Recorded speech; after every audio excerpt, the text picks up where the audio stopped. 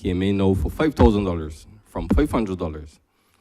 And let's say the welfare department decides to pay half of that $5,000, which left the family with the remainder to pay on their own.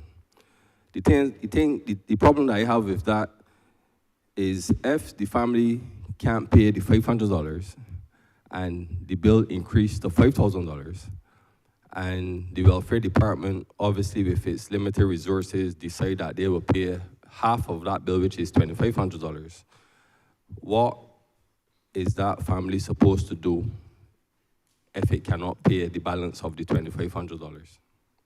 That's my first question to you, sir.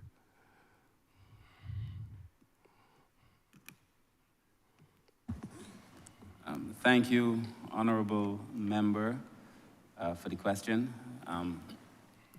It's always the intention to help persons in as much as you can. I think it's also important to recognize, though, that at the Welfare Department, persons are helped after consultation, after conversation, to see what are the circumstances. Is the person capable of making the payment? Is the person not capable of making the payment? Were these bills paid before? I mean, there are a number of questions that go in to a final determination as to whether the bill is paid, how much of it is paid, and so on. But there's never any intention to disadvantage a person who is in a position not to pay. So I will let the Deputy Chief Welfare Officer respond, and I have a few thoughts which I will bring at the end.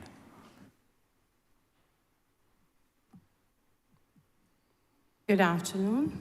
My name is Kim Bobwave. I'm the Deputy Chief Welfare Officer. And to answer your question as it relates to the bill payment, when we go into the household, we definitely engage with all the individuals within the household. And sometimes you will find that, yes, one person may present as the individual who made the request. But upon investigation, sometimes we find that there are other persons within the household who may have some form of income, and we encourage family dynamics as it relates to being able to collaborate and collate that information together, monies together, to be able to assist with that bill pay that is required for the whole household to benefit from it in those cases. Does that answer your question? Well, to be honest with you, ma'am, I know of a situation that actually materialized the way you just explained it.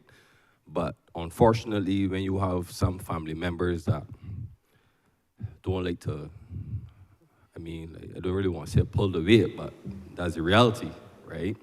And that family have to live without electricity. What next? Well, indeed, we would put back on the electricity.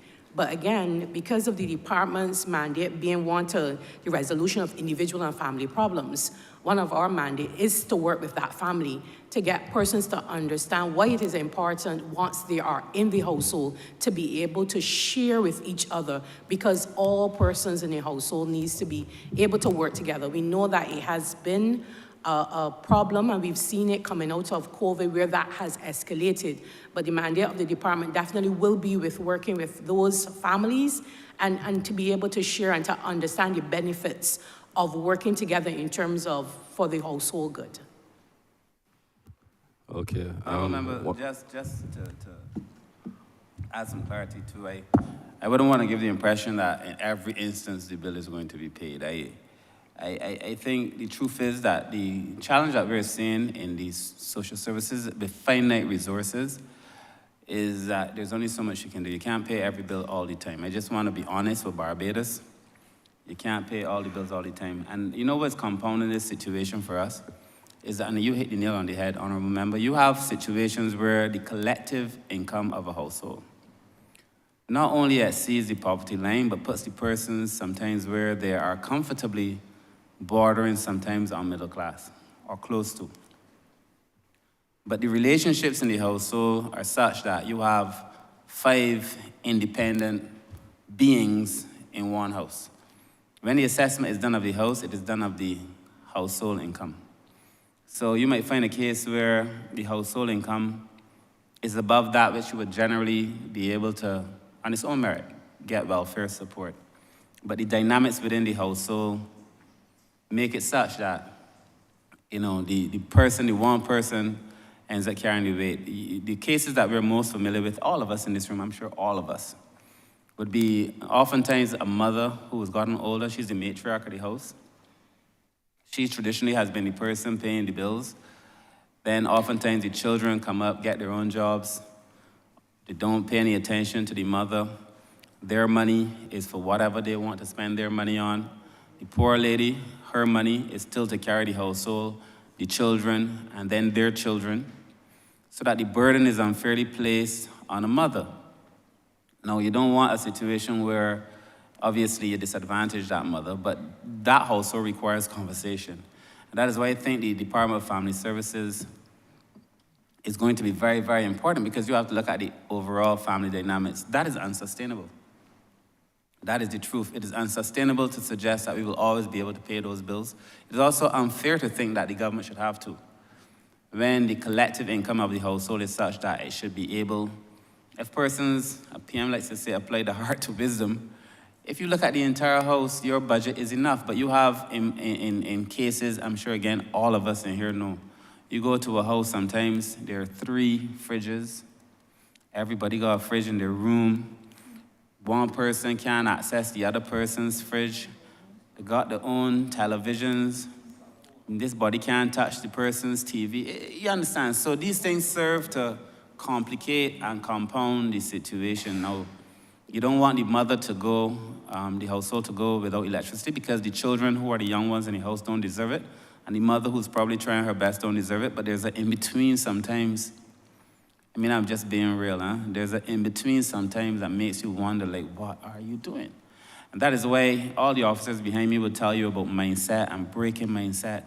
And the One Family program is a lot about family dynamics and resolving those conflicts, and hopefully being able to settle some of these things, because it's not going to be every case where the welfare department or the new Family Services Authority or the One Family is going to recommend payment of the bill.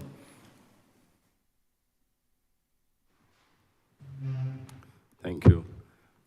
My second question relates to the companionship program. I recall back in 2020, at least 15 names were recommended at the level for employment. What I wanted to find out from you, sir, in this financial year, I could honestly say that I still have a few recommendations, that are still pending in relation to names for employment. I wanted to know if within this financial year, if the remainder of my recommendations, because obviously my constituents need work and need jobs as well, if within this financial year, if the remainder of the recommendations that were submitted to the coordinator for this program will be honored.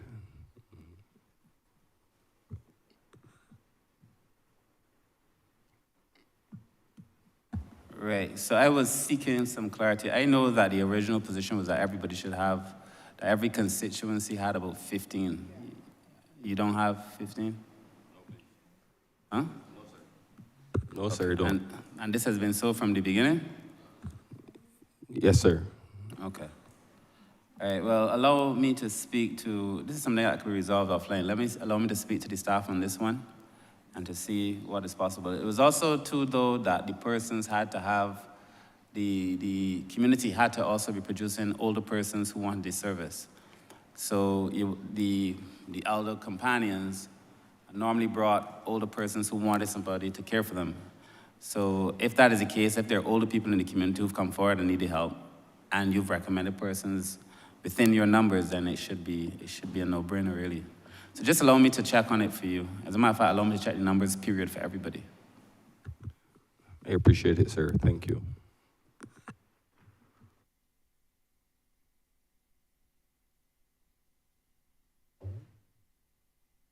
Thank you, Honourable Member for St. Michael North. No, I'm going to the other member. That's why he said North. Honourable Member for St. Michael North. Thank you, Mr. Chairman. Let me preface my quick questions. I'm not going to take up too much time, but I have 3 questions. But let me preface them by applauding and commending the minister and his team for a stellar performance so far in this ministry and in the efforts to help us relative to poverty alleviation, to social services and their administration, the reform of such, and to putting us in a better position to be able to empower and enfranchise our people. I think that this ministry in its various iterations and nomenclatures over the years, social services, et cetera, it has been one of the most impactful ministries relative to the average citizen in Barbados.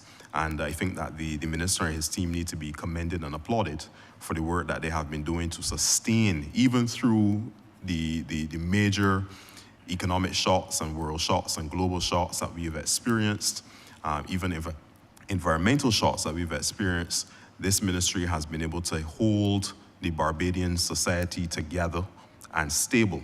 And I therefore think that you need to be commended for that, and I applaud you sincerely for the work that has been done. As it relates to your estimates for this year, there are 3 areas that I wanted to give you the opportunity to expand upon. I've not heard enough mention on them so far for the day. And I think that that speaks to the fact that you have such a wide remit, that we've been able to cover so many other areas of your mandate so far, but we haven't touched on these particular programs. I speak firstly, and I'm going to ask all of my questions in one so that I don't have to come back unless I have a follow-up question, but I'm looking at sub-program 0056, which is the Behavioral Change Unit. There's about $2 million that has been allocated to that ministry. It looks actually like if it is a $2 million increase that has been given to this specific unit, but I'm not entirely sure that I've heard in the presentation so far today what this unit actually does. And I think that the people of Barbados would benefit from being able to hear further elucidation on that. I'm sure that if it is something that benefits the average person in St. Michael North, my people will be very keen on hearing what that behavioral change unit has been mandated to do with this $2 million in the upcoming fiscal year. Second question relates to the expanded scope under sub-program 0053. You mentioned it, Minister, in your opening presentation. You mentioned that there's an expanded scope and remit for the National HIV/AIDS Commission. You mentioned the word wellness being attached to that. I believe you're speaking to the mandate of the commission being broadened to not only focus on HIV/AIDS related matters, but to go a little bit broader than that. But we have not heard much discussion on it or presentation on it for the day so far. So I'd love to hear a little bit more relative to what that expanded scope and mandate of that commission will be and how it ties into the overall wellness of our people. And then lastly, there's a sub-program 0564, which relates to family affairs. And there's about $2.3 million that is under that sub-program. I'm not entirely sure what that money is allocated to do or accomplish, so I'm giving you the opportunity, Minister and team, to explain a little bit more to us, keeping in mind and noting that this is separate and distinct from the $6.5 million that has been allocated for the One Family Initiative. So I just wanted to figure out what is the difference, and once again, if that family affairs sub-program can benefit the people of St. Michael North, I'll be glad to hear what exactly it is in there that will be for them. And even as I say that and tie it to the One Family Initiative, which I think from all I've heard is an extremely important initiative and program. I look forward to it bearing the fruit that we're looking for it to bear. I heard mention in passing that one of the pillars relates to health. And I also heard NCDs being mentioned in there. And given my remit within the Ministry of Health and Wellness, being responsible for all things wellness, NCDs being a major part of that, I was just wondering if, and this is to the officer who would have presented on the One Family. I was just wondering if there has been any connection made with the National Nutrition Center, one, relative to how we coordinate those meals in terms of their nutritional content, etc. And further, if we've had any conversations or strategic alignment with the National NCD Commission. And there's also a National Task Force on Wellness. All three of these areas are doing a phenomenal job to help us to wrestle the issue of NCDs to the ground in Barbados. The NCD burden is significant. It is said that 8 out of 10 deaths in Barbados are as a result of NCDs. So this is not specific to the clients usually seen by the Ministry of People Empowerment and Health Affairs. This is across the Barbadian landscape.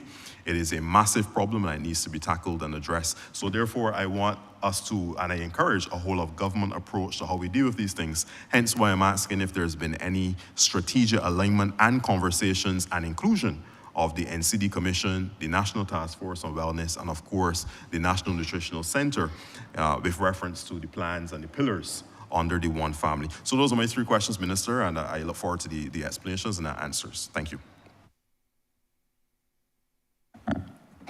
Thank you very much, Honourable Member, for those very pointed and well thought out questions. The first 2 questions are actually very tight. The number you see in the estimates for the behavioral change unit is actually the expanded scope for the National HIV Commission. So the estimates have to be corrected to reflect the new name of the entity, which is the National Wellbeing and HIV Commission, and not the Social Behavior Change Unit.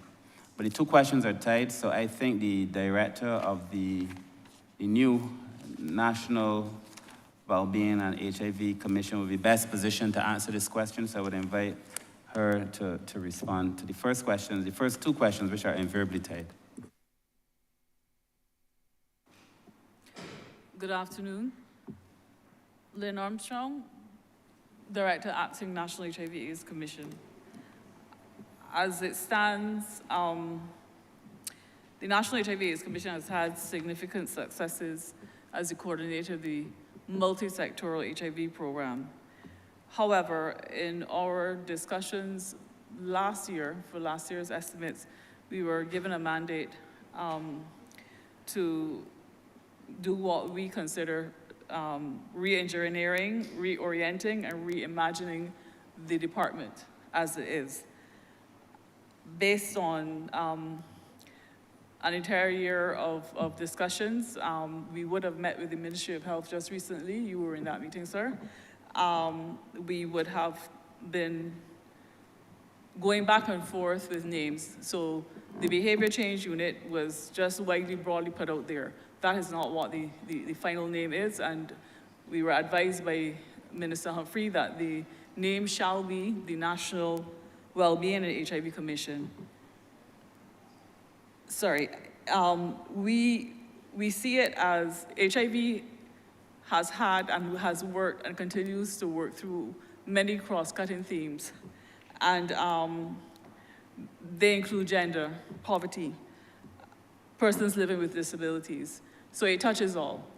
No, I cannot speak to we have not yet had a meeting with the National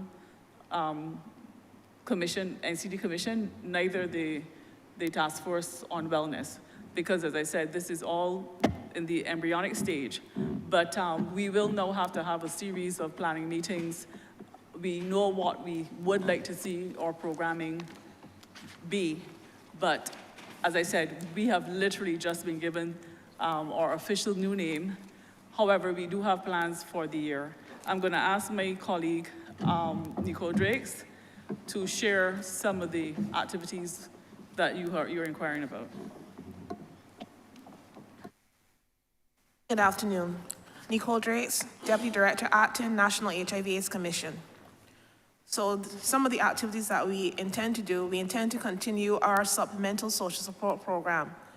This is an initiative whereby the Commission provides additional support to persons who have either exhausted all the services being offered by the Welfare Department or the Ministry of Health and Wellness, or for whatever reason, cannot access those services. So that would include provision of food and nutrition support, psychosocial support in the form of referrals, social service referrals, housing support via the Interagency Housing Committee, on which the acting director sits. And also we assist children of people living with HIV with provision of back-to-school supplies. We're also looking to revamp two of our initiatives, the Man Aware program, which is a health promotion initiative targeting men. We've been running that since 2016, and also the Speak Sister program, which was initially implemented in 2004, but we've since relaunched in 2023, and that focuses on women. So our plans are to take those programs and introduce new components apart from HIV. So we can have an employment component, we can have a housing component, we can have an education component. And however, we do that in consultation with the relevant stakeholders, and also by interacting and obtaining information from the target group. So they will be an integral part of developing those initiatives. We are also looking at utilizing new media, the social media, because right now we tend to rely rather heavily on the traditional media, TV, radio, and print. We've started doing more social media, but we need to really expand it. And as we go forward with our social behavior change initiatives, we really need to make sure that whatever communication products we put out there, they support what interventions we're going to have, and that we tailor them to the needs of the audience, which means that research is also going to form a pivotal part of what we're doing, along with the monitoring and evaluation, to allow us to have that necessary quality assurance, ensure that what we're doing is we're doing the right thing, reaching the right people, and in the right way, and using the right standards.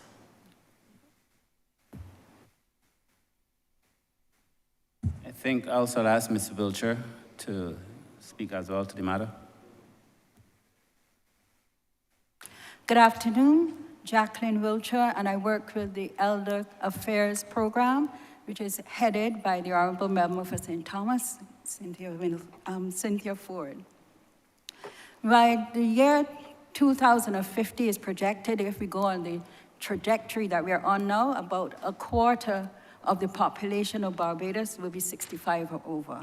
And therefore, we have to start putting the measures in place now under that program, which will impact on how seniors live as we go towards 2050.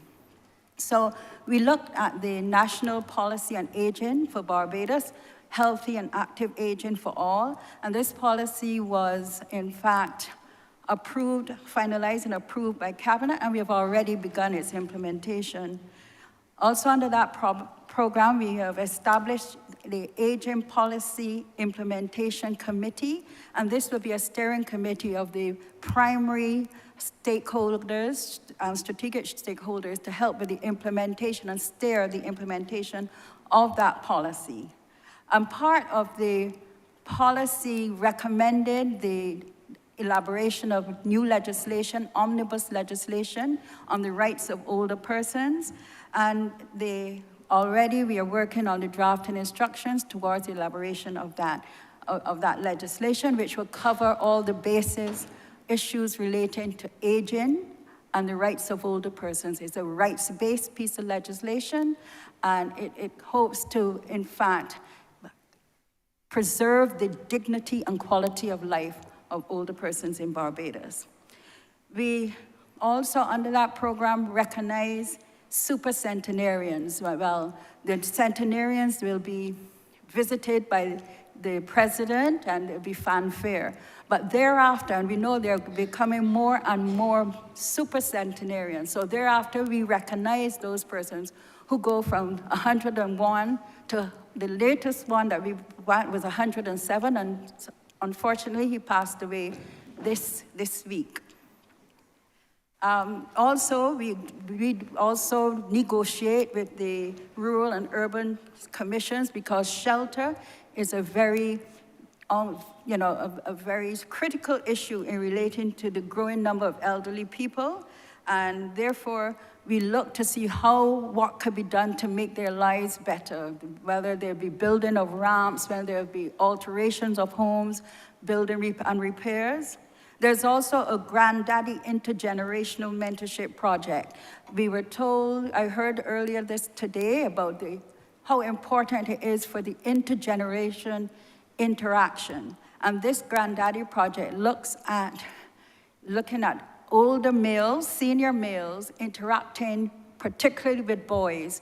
And this also is relating to the gender issues we have in our society, and the fact that boys seem to be sometimes falling back and therefore needed to have some sort of inspiration or motivation to do well and to do the best that they can. So in this primary schools, there's this interaction with the older males and the Granddaddy Project and the younger males. And both of them will benefit. It's mutual benefit, because the older males will feel that they're still worthwhile and contributing, and the younger males will have the mentorship benefit.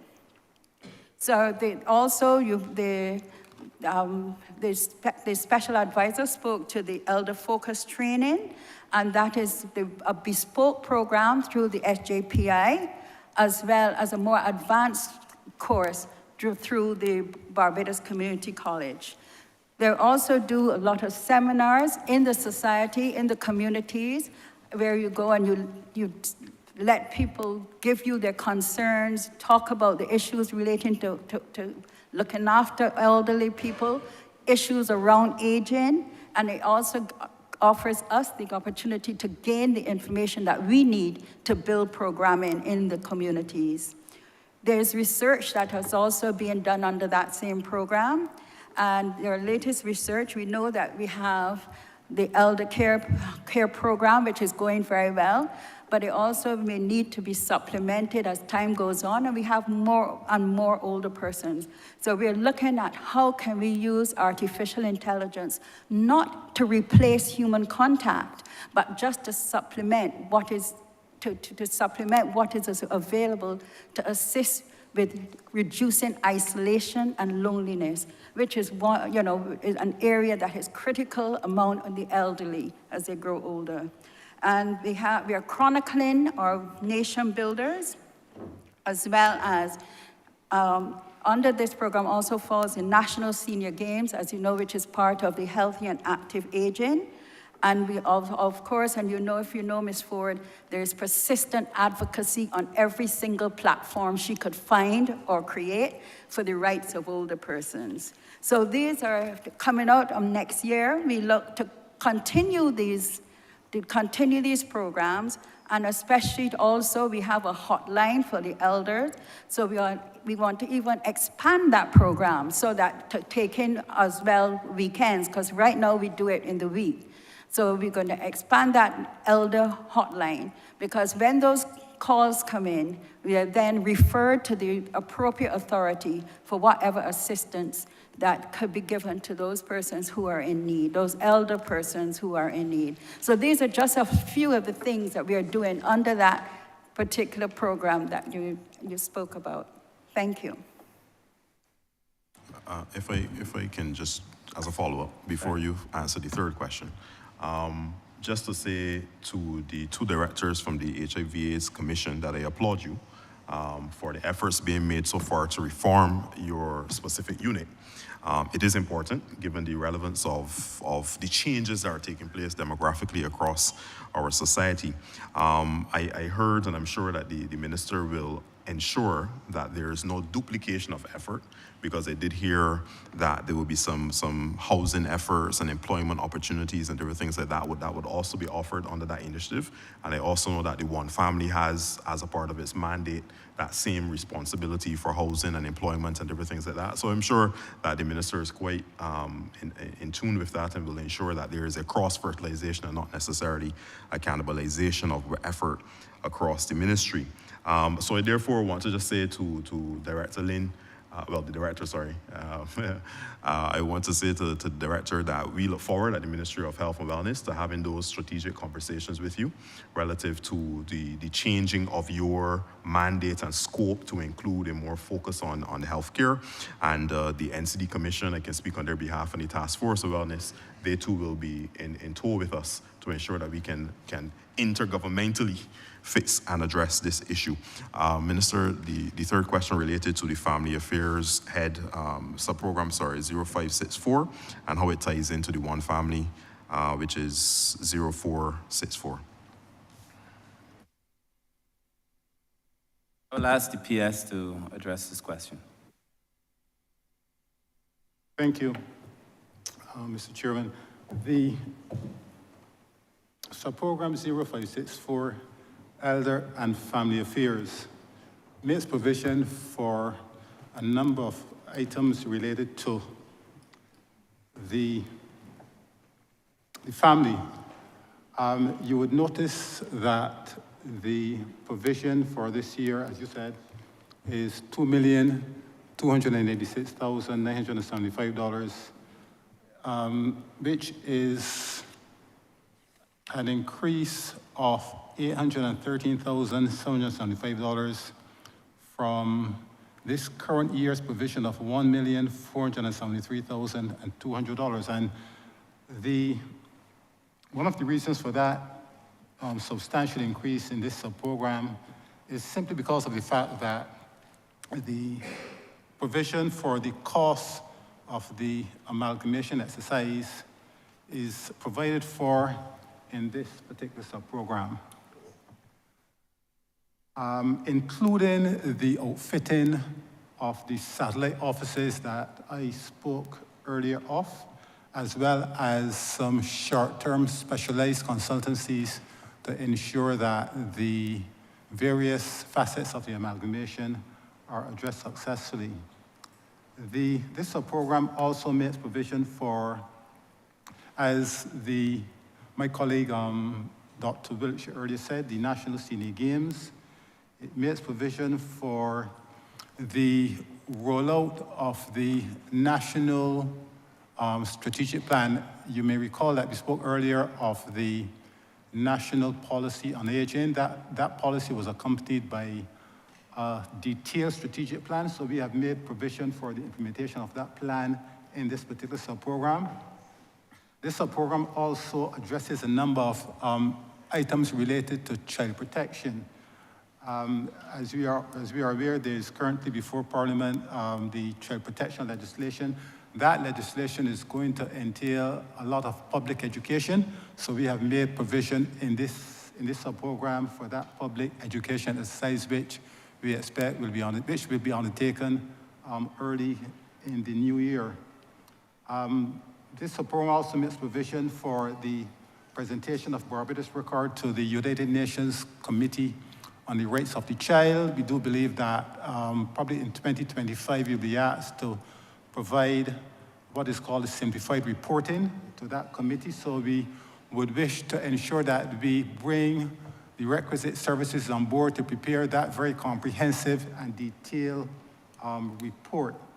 So, and of course, Dr. Wiltshire in her earlier submission spoke on various matters which are being addressed in relation to the elderly. So provision for those particular initiatives are also made provision for in this subprogram. So generally, this subprogram makes provision for a number of items related to child protection, the elderly, but particularly the amalgamation exercise. Thank you, Mr. Chairman. Thank you very much, Minister and team, and thank you, Mr. Chairman.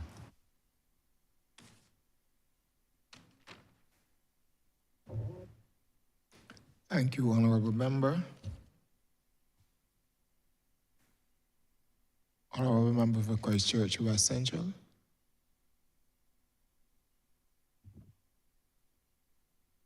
Thank you, Chair and Honourable Minister. The 38th Vice President of America once said, Hubert Humphrey, I don't know if he's related to you, but but he probably has the same DNA, civil rights activist, etc. He once said that the moral test of any government is how it treats its most vulnerable. I would seek today to ask you questions that will cover those dimensions. Those in the dawn of their life, the young people, children as we know them, those in the twilight that are dear to my heart, even the Member of Parliament who represents the epicenter of Barbados in front of me from St. Thomas. And I represent the Fulcrum of Christchurch, so don't look wrong. Those in the twilight of their years, the elderly, and of course, the disabled community. My first question to you relates to those in the dawn, the children.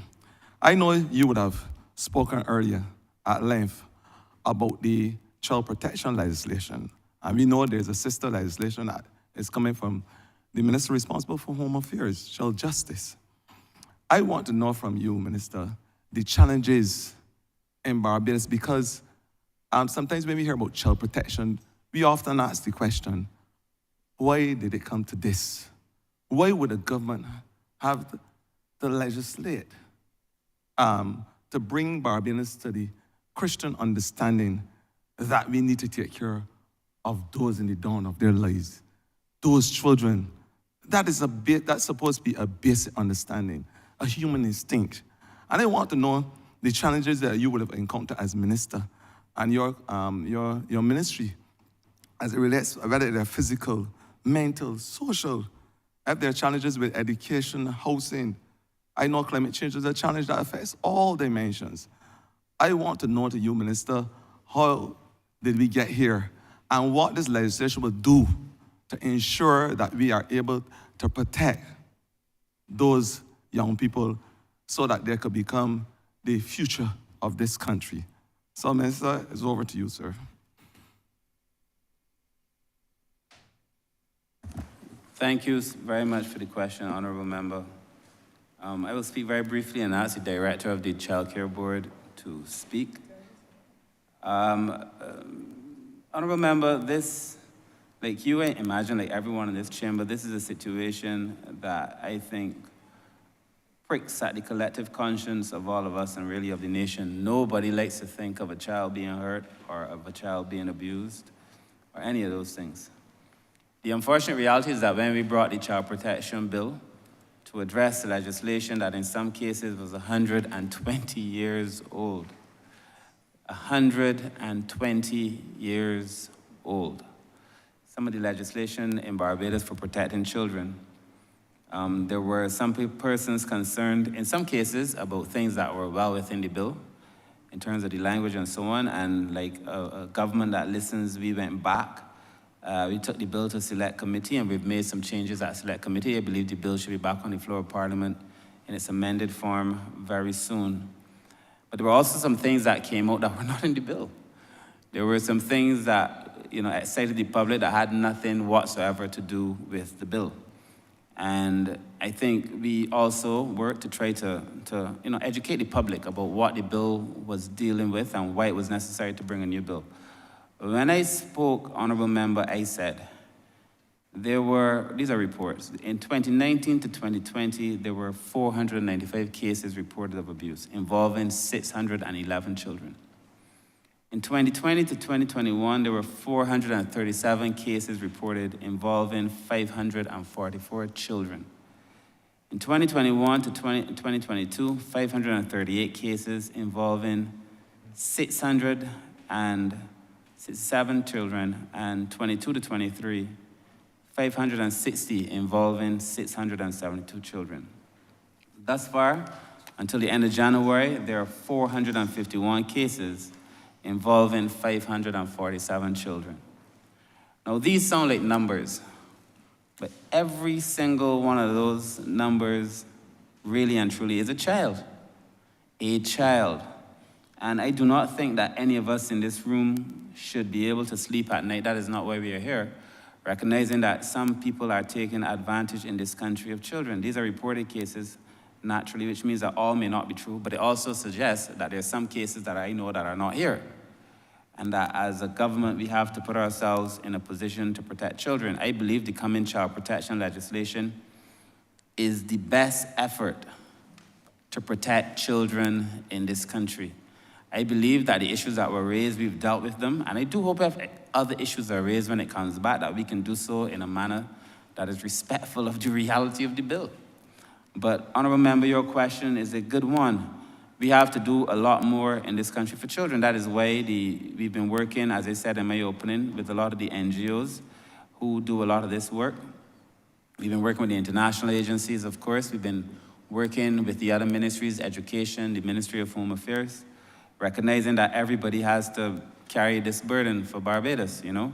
There is no person who occupies this chamber, none of us.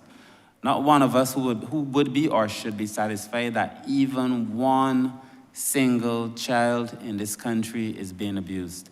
And that is why we have to be able to pass serious legislation to protect the children of this country. I feel very strongly about it. I can tell that you do too. I will ask the director of the Child Care Board perhaps to give even more context to why this bill is important. Good afternoon. My name is Roseanne Richards, and I'm the director of the Child Care Board. So to give a bit more context to what was said and to lend the statistics back to what is happening, we at the Child Care Board have been operating by some dated legislation, and the intended legislation, the new child protection law, when it's passed, will be giving us greater powers to perform our duties to make sure that all children in Barbados are indeed cared for and protected. Presently, we do our jobs. Once a matter is reported to us, we go out there and we investigate, and in the event that the child is in harm or danger, we also would remove that child, and if that child could be placed into care or could be placed with another family member, that is also done. Presently, the legislation that we work with right now, there's no provision for mandatory reporting, and the new legislation would make provision for mandatory reporting and allow for a number of critical players to report in the event that they are aware or suspect that there's any form of abuse. And those persons that would be responsible for reporting would include parents, persons within the healthcare profession, be it medical practitioners, dentists, nurses, administrators of hospital or any medical facility. As it relates to education, a school principal, a teacher, or any other person in the teaching profession, a social worker, or any other person within a social work agency, law enforcement officers, internet providers, film technicians, computer technicians, or telecommunications technicians, any other person who provides health care, welfare, education, religious care, or law enforcement services, wholly or partly to a child, and any other person by virtue of the nature of their work. They have a duty of care to a child, and if they suspect any form of abuse, they would have to report. While we talk about reporting and cases of abuse, we also know that in some circumstances, there are persons out there within our community who, because of other vulnerabilities, they are left wanting or they're found wanting, and in some instances, we would have to also intervene. And from time to time, there are persons who become homeless or become vulnerable for other reasons, and the Child Care Board again would intervene. We have children who are in our care sometimes, and when they come into care, we work closely with the families with the hope that at some point in time, those children will be reunified or reunited with their families, because while it is good for a child to be raised within a family, there are some instances where that would not happen, and we would have to take those children into care. But the long-term view is to have children reunited with their families, because at the end of the day, the best place for a child to be raised is not within an institution, but within a family. So those are the things that we are doing to respond to the situation as it relates to children who are exposed to harm or danger, children who have been abused. And as a state, while we can't do it alone, we also are building partnerships with some of the service providers like the Optimist, the Soroptimist, and other agencies to make sure that we bring those measures to families or parents who are exposed to hardships or vulnerabilities. I should also say that the Child Care Board presently works closely with the Optimist Club, where we have an Adopt a Family program, and that program allows for families to be exposed to parenting training. While those persons are exposed to the training, the children of those parents are also taken care of while the parents are attending the training. This is once a month. It's been going for the last 2 years, and what we hope to do, those children who are in residential care, the parents of those children should also be exposed to training so that they will be better prepared to take responsibility for their children once they're reunited. Thank you. Thank you. My second question, as I said, I will go to the another dimension, which is the elderly, very close to my heart. And I want to go straight to program 423. Well, it's no joke. Everybody in Barbados already knows that. Declare my hand from up front. Program 423, Personal Social Service Delivery Program. And I'm going to sub-program 0428, National Assistance Board. And I want to go straight to the facilities. The facilities for the elderly. I want to commend you, Minister. I mean, anytime that a man as noble as yourself could coin a phrase, and that CMI would call it, people over politics, would have to be doing the things that you are doing. Because it's not only about talking the talk, but walking the walk for the people, especially the most vulnerable. And this program speaks to the centers, and I want to go to them. I know you would have done work with sweat expenditure to ensure that the centers are remodeled and rehabilitated. You've started to work with the Vauxhall Center. I've seen the estimates that you have in Lancaster to do. And there are probably some more that sits on the top of your mind, Minister. But along with those buildings, there must be equal marriage as it relates to the services delivered. And I want you to be able to elucidate to us those type of services that will be delivered at these centers that will improve the lives of those who live in the twilight, because they don't sit in some form of hibernated cocoon. Though the elderly is very active, both in soul, body, and mind.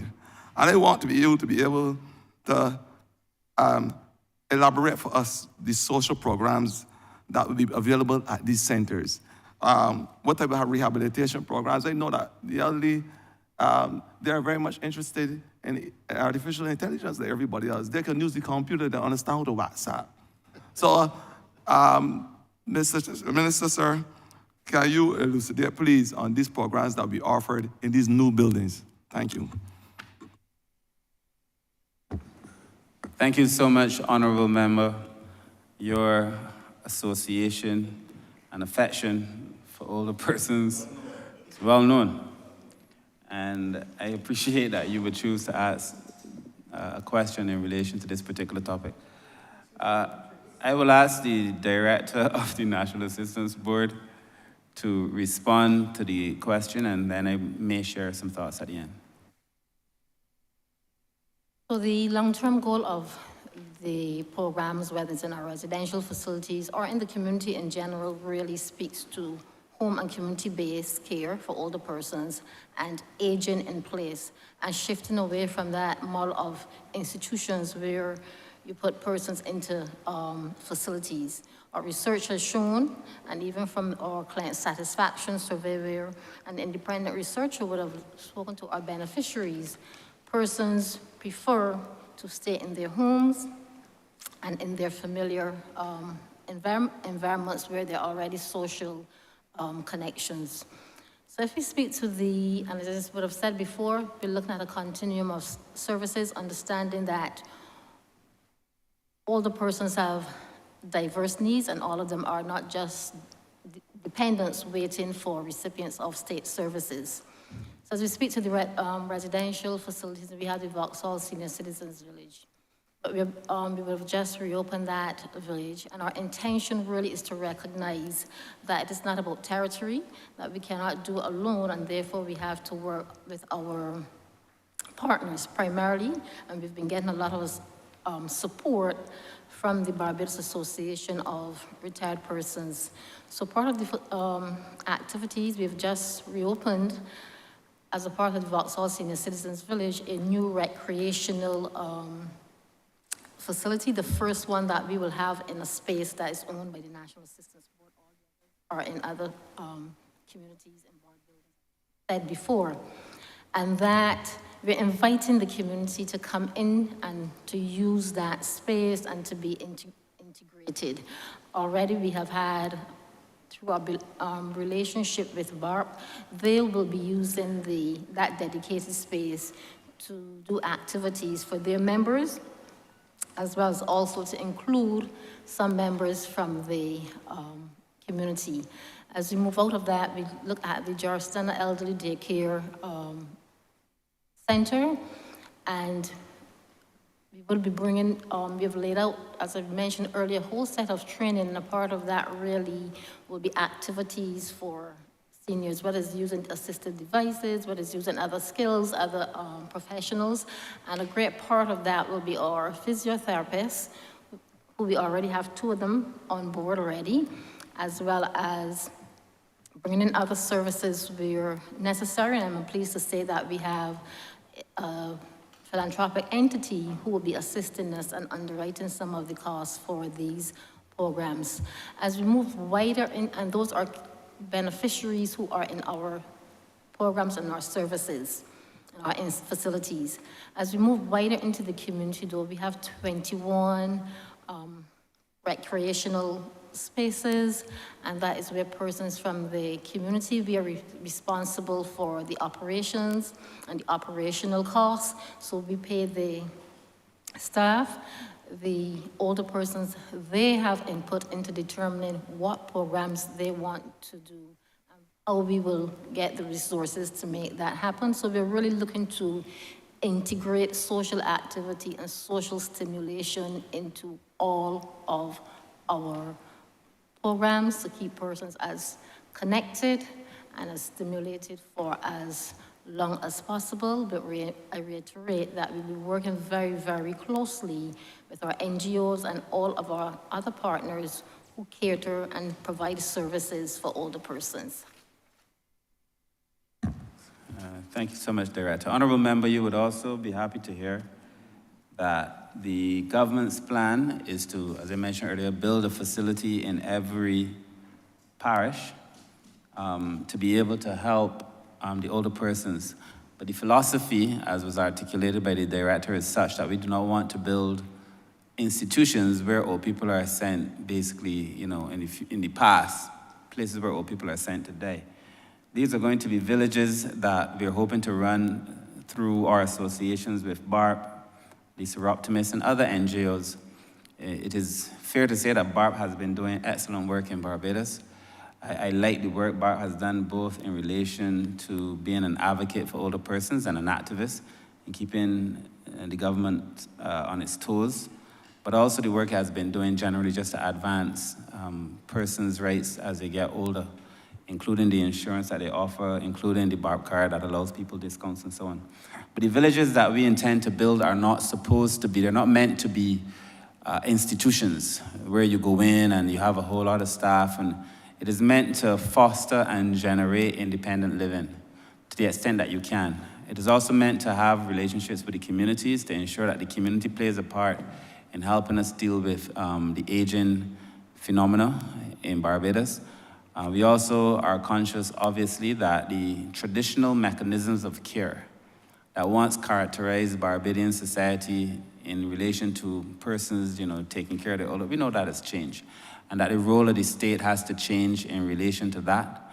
And that is why we're seeking to build out more of these facilities, but facilities in the sense that they are going to be communities and villages where people get to live, to express themselves freely, and hopefully be able to have that kind of contact. You know, one of the things that people ask me about oftentimes, believe it or not, is the space old people have when they go to the post office to cash checks. When we were going to go digital, there were concerns that this would mean they wouldn't have that space.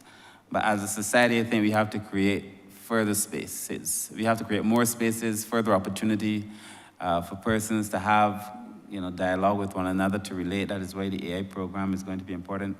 The Granddaddy program that Minister Ford, that the Honourable Member for St. Thomas, Cynthia Ford, is doing in terms of, and maybe she should speak to it really, the Granddaddy program, I think that's going to be important in terms of passing on certain skills. But it is about allowing older persons to age in dignity.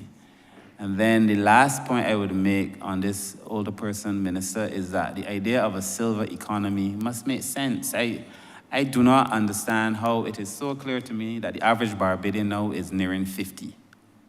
the average Barbadian is nearing 50. It presents two things. One, businesses now have an opportunity, I think, to market their items toward this aging population, because the truth is that will become to constitute the largest part of their consumers.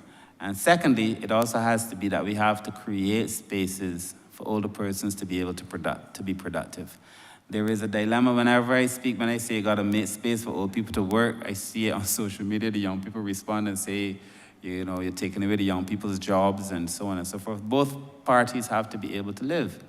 But it is clear to me that as Barbados gets older, we have to create more opportunities for older persons to be able to be productive, as well as to recognize in the business side that these persons are part of a budding economy and should be treated with some respect. But I would ask Minister Ford to speak to her program, if she wishes, particularly the Granddaddy. Thank you very much, Honourable Minister. Thank you very much, Minister, for your query.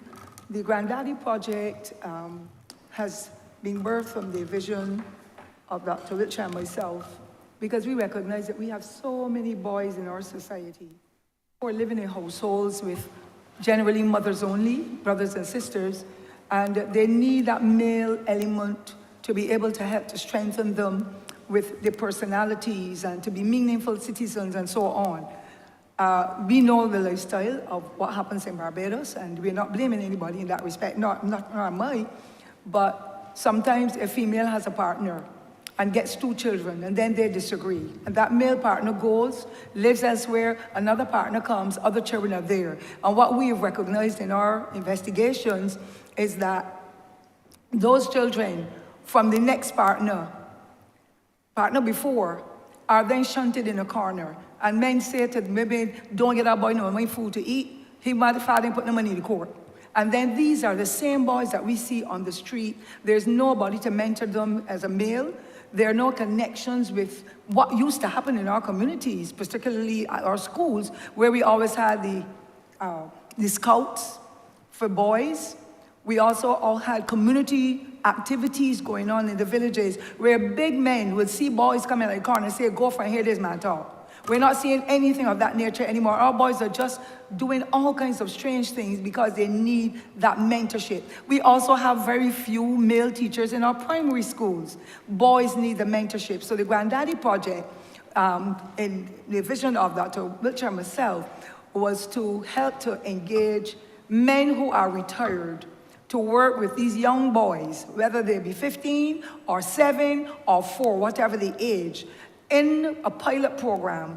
And the Ministry of Education bought into it quite readily, and we had determined that we will try for 4 locations in each of the zones to have the pilot going, because we feel that the mentorship coming from the males would strengthen our boys and give them that understanding that they have value, they have worth, and that people care for them. And the mentors linking with the mentees will help also to strengthen the mentors who are retired men. Some of them are teachers. There are about 10 of them who agreed in the first phase. Some of them are teachers. Some of them are persons who work with the St. John Ambulance Brigade, so boys can learn how to do CPR and different things that will engage them rather than be all over the place. One time boys used to roll a roller and get off some of the energies. Now they're doing all kinds of strange things. Adults are putting them to pass on things that are illegal to others. And our boys are really getting out of hand because of the nurturing component. So the Granddaddy Project, with the vision that we work towards, has been focusing on our males, young males, for mentorship with other males to be able to strengthen them in this kind of situation that they're in.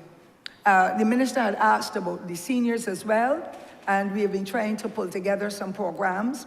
For example, I know that the National Assistance Board had a group of persons, of volunteers, who were called the Helping Hands, and they will always be making themselves available. We do have people in communities otherwise who would want to serve the seniors. And there's absolutely nothing wrong. We have so many community centers and other locations in the parishes. The faith-based groups have their own church halls or areas of worship that we can engage our seniors in those situations as well and have them talk about the way we were.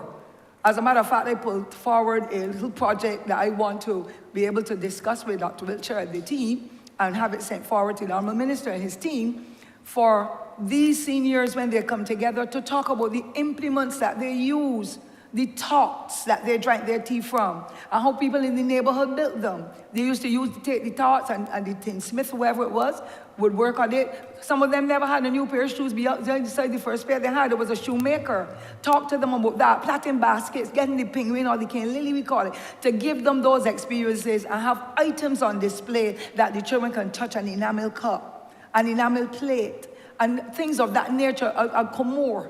They don't know what is an ottoman. They don't know what is a sad iron. And bring them back so that both of the generations will get those linkages, that it can make a tremendous difference in their lives. And I believe that if we call more on the faith-based institutions, as we have designed what we're doing, and other community groups to engage the seniors, it will get that kind of attraction to me that we are getting from Q in the community. Because the seniors want to be engaged meaningfully and to be able to link so the intergenerational linkages will continue to be nurtured.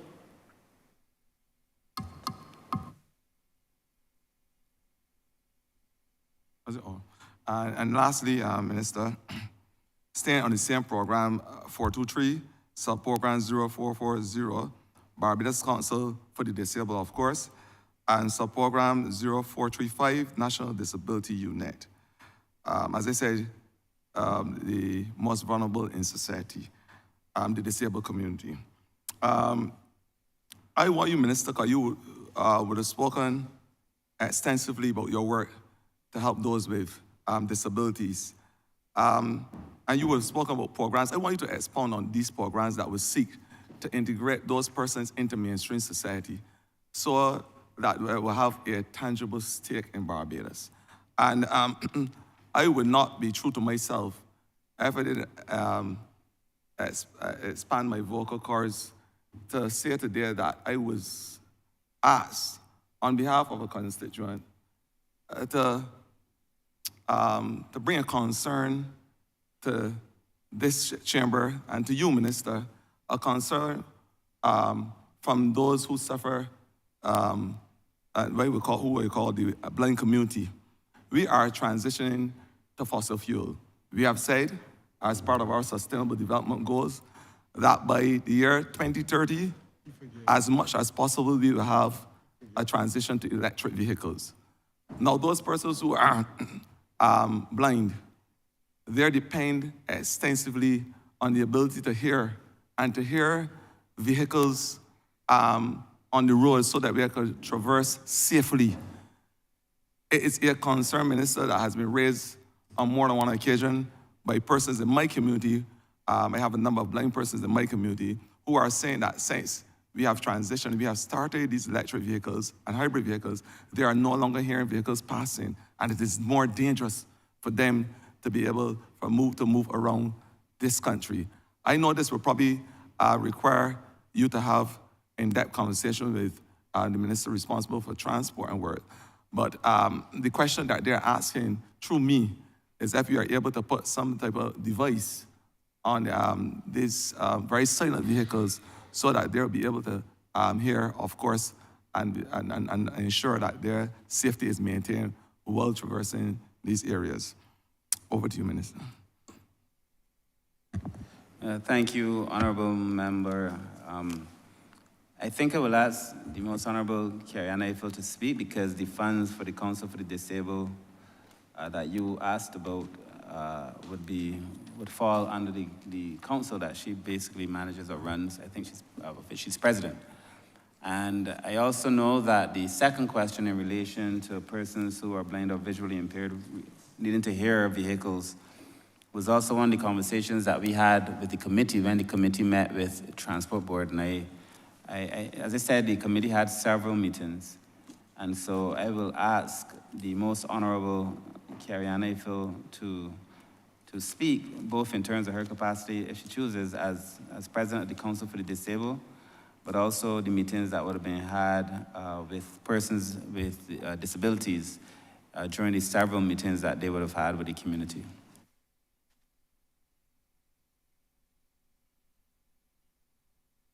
Thank you, Minister. Carrie Ann Eiffel. With regards to the second question, it is still definitely a query. This has been raised as high as the United Nations, who have developed a quiet car policy. This policy speaks to international agencies looking at their automotive vehicles and implementing the requirement legally, which I believe they have now done in the United States, to require vehicles to have an audio signal so as to assist with persons who are blind and visually impaired. In fact, it affects mainly the blind and visually impaired community, it is true, but several other members of the community are also impacted by the quiet cars, and therefore it is something that can be and should be addressed. However, I think sensitization, again, awareness raising, which is the assistant director pointed out, is one of the pillars of the National Disabilities Unit. It is one of the areas that needs to be continued with persons addressing transportation on the road, because generally speaking, we still have issues with persons who do not understand the need for the white cane, and when it is extended, how persons are supposed to traverse the communities. So therefore, there needs to be an ongoing awareness raising program, not just with regards to the quiet vehicles, but to pedestrians with disabilities, especially those who are sight and visually impaired. Thank you. Thanks, Honourable Member for the question. I think the other question was in relation to the programs by the Council for the Disabled. The Barbados Council for the Disabled, as we know, is the national governmental organization of which I have the honor to be the president. The council existed since 1976, and over the years we've run several programs. At present, the main programs we're running is we continue with the Fully Accessible Barbados program, which we consider to be our flagship, which accredits places around Barbados for their level of accessibility. Our second program that we're extremely committed to is the disability sensitivity training. The disability sensitivity training, we offer these services to government agencies, private sector, and other NGOs. Most recently, we conducted training with the Barbados, with the BFPA. And this is to sensitize persons, especially those who are interacting on a daily basis with the public, as to how to interact with, how to treat to, and how to serve the needs of persons with disabilities. Most recently, we adopted the My Inclusive School program, which seeks to recognize those schools who are making efforts to be more inclusive of students with disabilities. For example, one nursery in Barbados recognizes that they are being presented with more children with special needs, especially those on the autism spectrum. And they are seeking to establish a unit where children can, it's a sensitivity awareness program. Basically, it's a facility where children can have time out, where they can have sensory awareness program. In addition to that, the council continues to serve our several member organizations. Most recently, we welcomed the Barbados Kidney Association and the Barbados Down Syndrome Association. These two entities represent, and as you know, March is recognized as the month of the disabled, so that's coming up starting this Friday, and we have a number of programs, including public lectures conducted by both the National Disabilities Unit on March 27th, and on March the 5th, there will be one at the University of the West Indies as well. So we continue to do raising awareness and championing, and we also sit on a number of government subcommittees, most notably the committee to monitor the implementation of the Convention on Rights of Persons with Disabilities, the Committee on the Commission on the Rights of the Child. We also are part of the Social Justice and the National Wellness in the Workplace subcommittees. Thank you. So, Honourable Member, you see a lot of work And it is my privilege, I think, and pleasure to be associated with the council, even in the tiny role that I get to play as minister.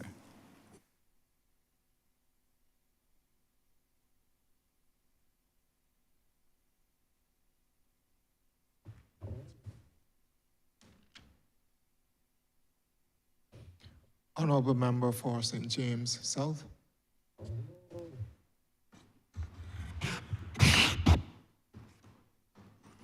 Thank you very much, Chair.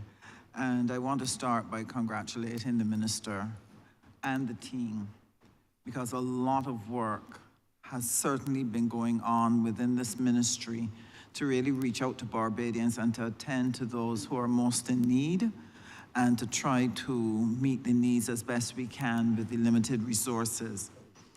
I believe last year when you were in the well, one of the concerns that I had raised was the issue with welfare being overwhelmed by the COVID pandemic and the quality of service that the department was able to deliver to people who were in urgent need.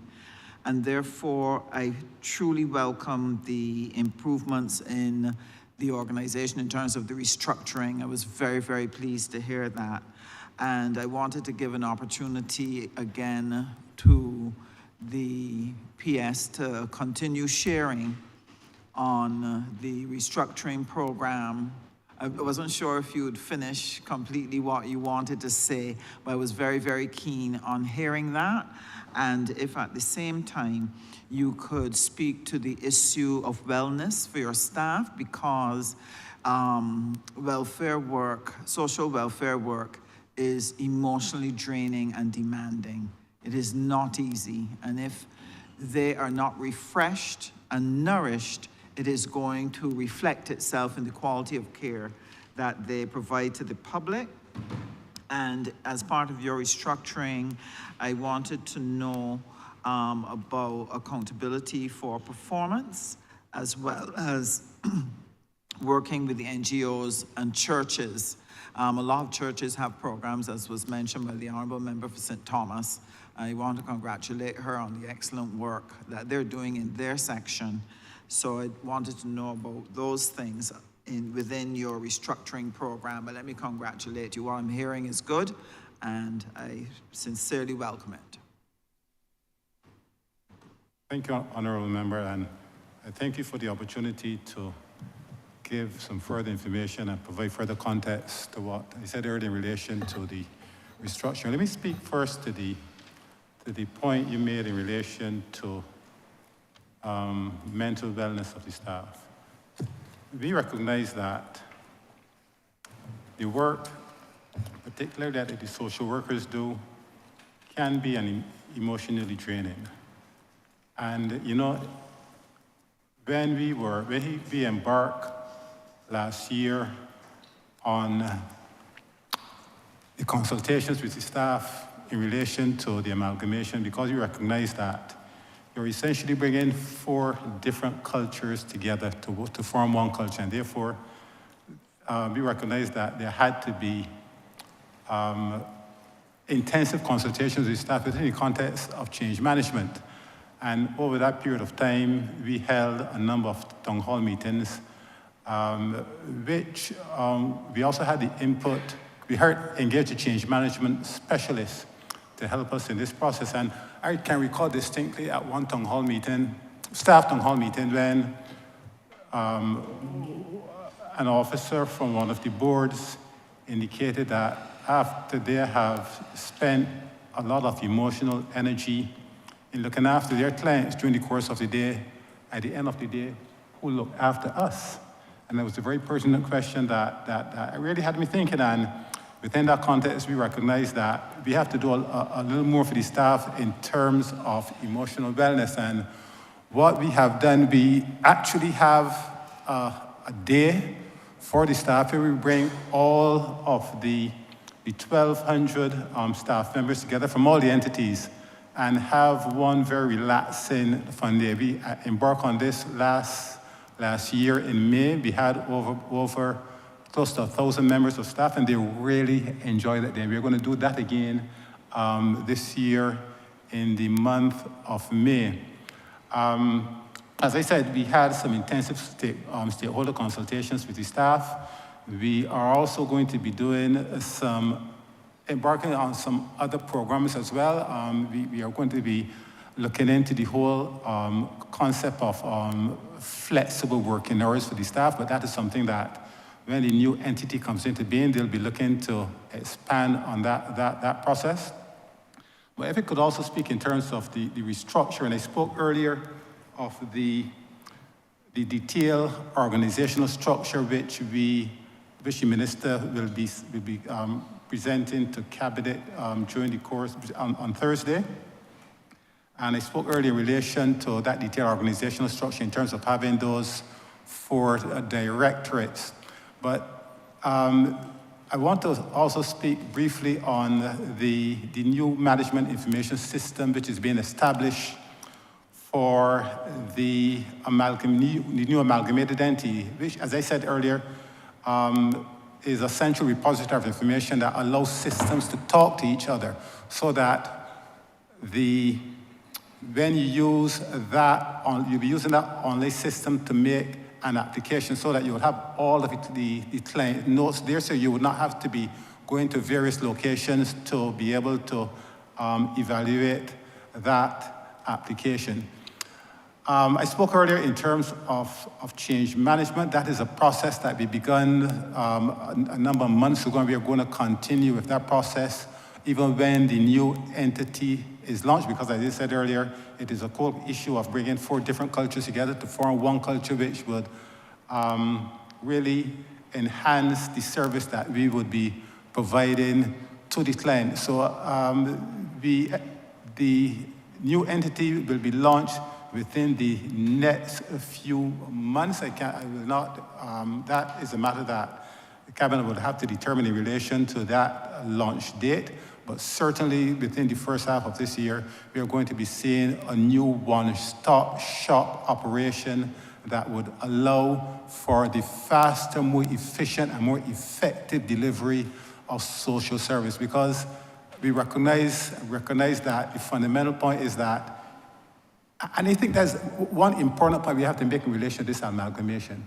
It is to treating the vulnerable with even more dignity than we currently treat to them now. Simply because of the fact that you have persons who are in a vulnerable state, you have to treat them with a certain element of dignity, and the whole objective of this amalgamation exercise is to be able to provide a comprehensive service to the vulnerable, and within that context, we are going to be doing a very comprehensive training program, which is going to emphasize customer relations for the clients who will be serviced by this new entity. Thank you. Thank you very, very much. I appreciate it. The other area I want to move on to is care for the elderly.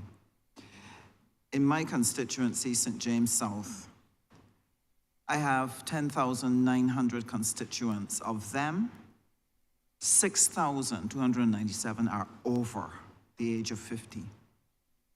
49.6% of my constituents are over the age of 65. I have an aged constituency. And therefore, the care that they are going to receive is going to be very important. And the government's program about seeking to institute in-place services to help them, because with the best will in the world, there is no way that we can house all of them in institutional care. And therefore, providing them with supports and services are important. But what I'm sharing with you today is to say to you, we need it now. We need it now. And there are a couple of things. I was very happy to hear what was shared by the various staff members about what is being done for the elderly. I wanted to ask of you that one of the things we have to do is to educate the broad Barbadian population about a number of things, what it means to be in an aged society, the importance of building out a silver economy, but more importantly, because every household will have to deal with an elderly person, and every member in a household will become old.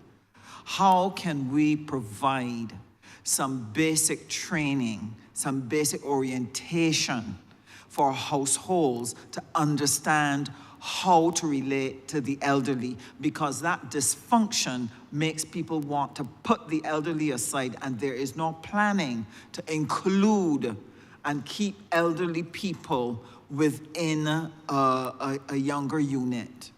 Or you have what was outlined by your staff, where the older person is financially abused by the persons living in the household with them. Everybody taking care of their own things, but no one taking care of the basic care of the home and dealing with the basic bills, and leaving that person to the indignity of having to beg and having to suffer. And let me tell you, I feel very, very strongly about it.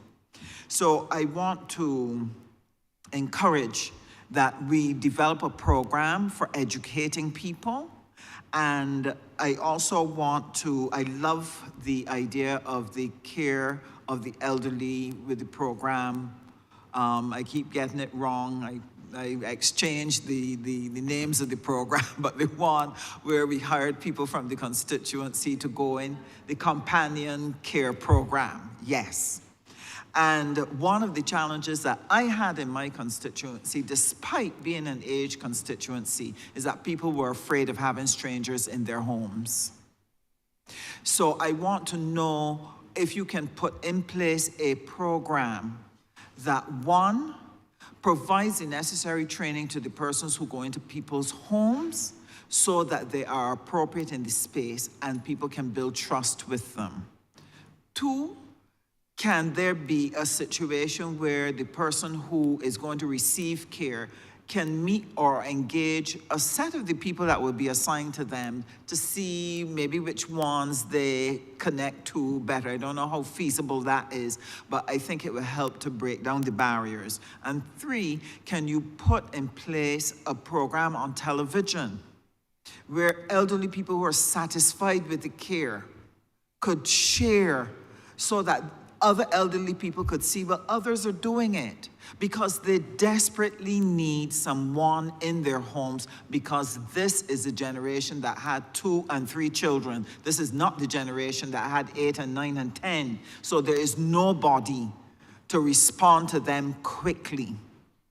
And then the other follow-up question to that is the supporting, do you have plans for any additional supporting in-home services?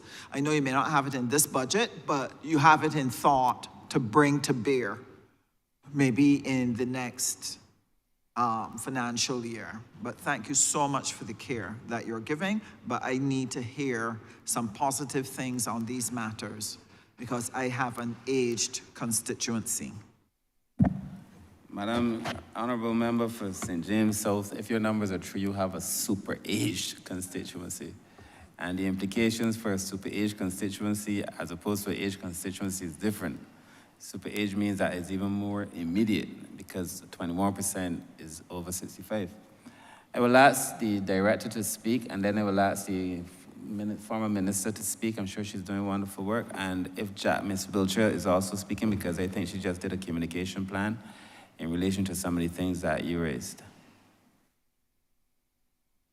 Thank you. I hear your concerns, but I also hear your very good recommendations as well.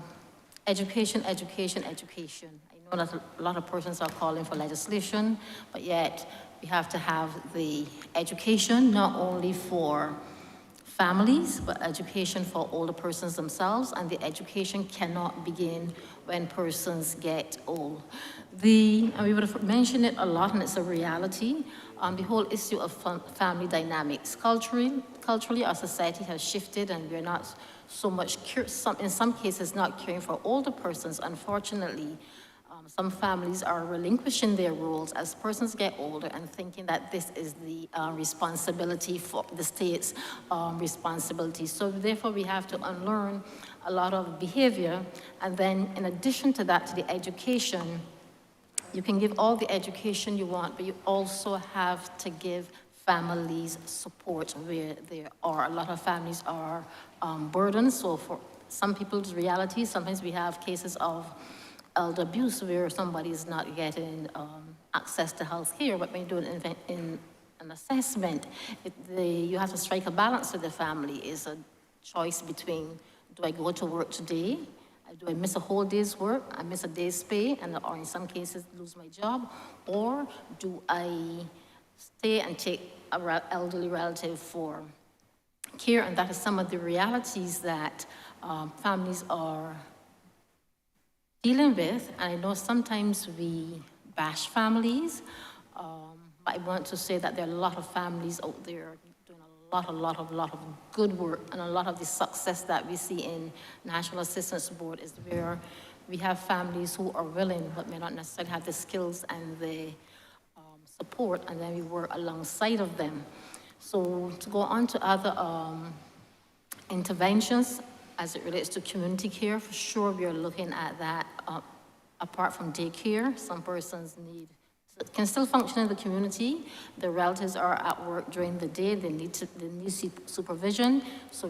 And they need to be in a safe environment. So daycare then serves a dual role. Persons who are susceptible to elder abuse. So we really need to work with families, and in addition to that, also is the whole issue of respite care. Sometimes we have elderly people caring for elderly. We have sick people who came out of work medically unfit, also caring for sick relatives, and there's a whole conundrum there. So we have to look at the whole issue of respite care to give the family, the caregiver, a break from the elderly person, also sometimes to give the elderly person a break from the caregiver. So some of those are some of the activities of the next financial year that we will be looking at, because yes, we're going to educate, but education of itself, even though it is necessary, it is not going to be sufficient. There has to be tangible support for families as well. And so that's a direction that we will be going in for sure.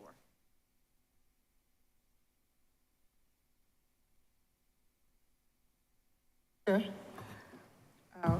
I want to add our experiences over the past couple of months, and of course, mine, having had the privilege to work with my mother and my sister with Alzheimer's. And I want to say that where our investigations are concerned, particularly when Dr. Wiltshire and I are working together, and we have a very happy marriage, I must tell you, I'm really grateful for her support because she brings knowledge and experience as well to this exercise. We have found that lots of families do not care if Sunday comes on a Monday when it comes to the elderly. Some of them are so terribly abused. The documentation is so heavy. Every day, at least 10 calls from family members who have abandoned their families. So I don't know if it is, I believe it is something we have to start with from in the schools, the nurseries as well, because young children are not bonding with seniors because most of them are in the day nursery or they're going to school early, and when they come in on evenings, they come in with their parents, and granny or granddad or whoever stepdad, they're in a corner. Few of our people in Barbados have remembered, well, let me say they have forgotten from whence they have come.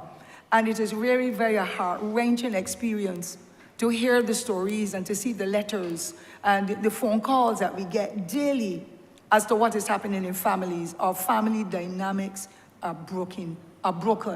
And we need to do more within the institutions. But let me get straight to it to say that some of the ideas that we have come up with and started to flesh out will engage the training of families in communities. We have started already.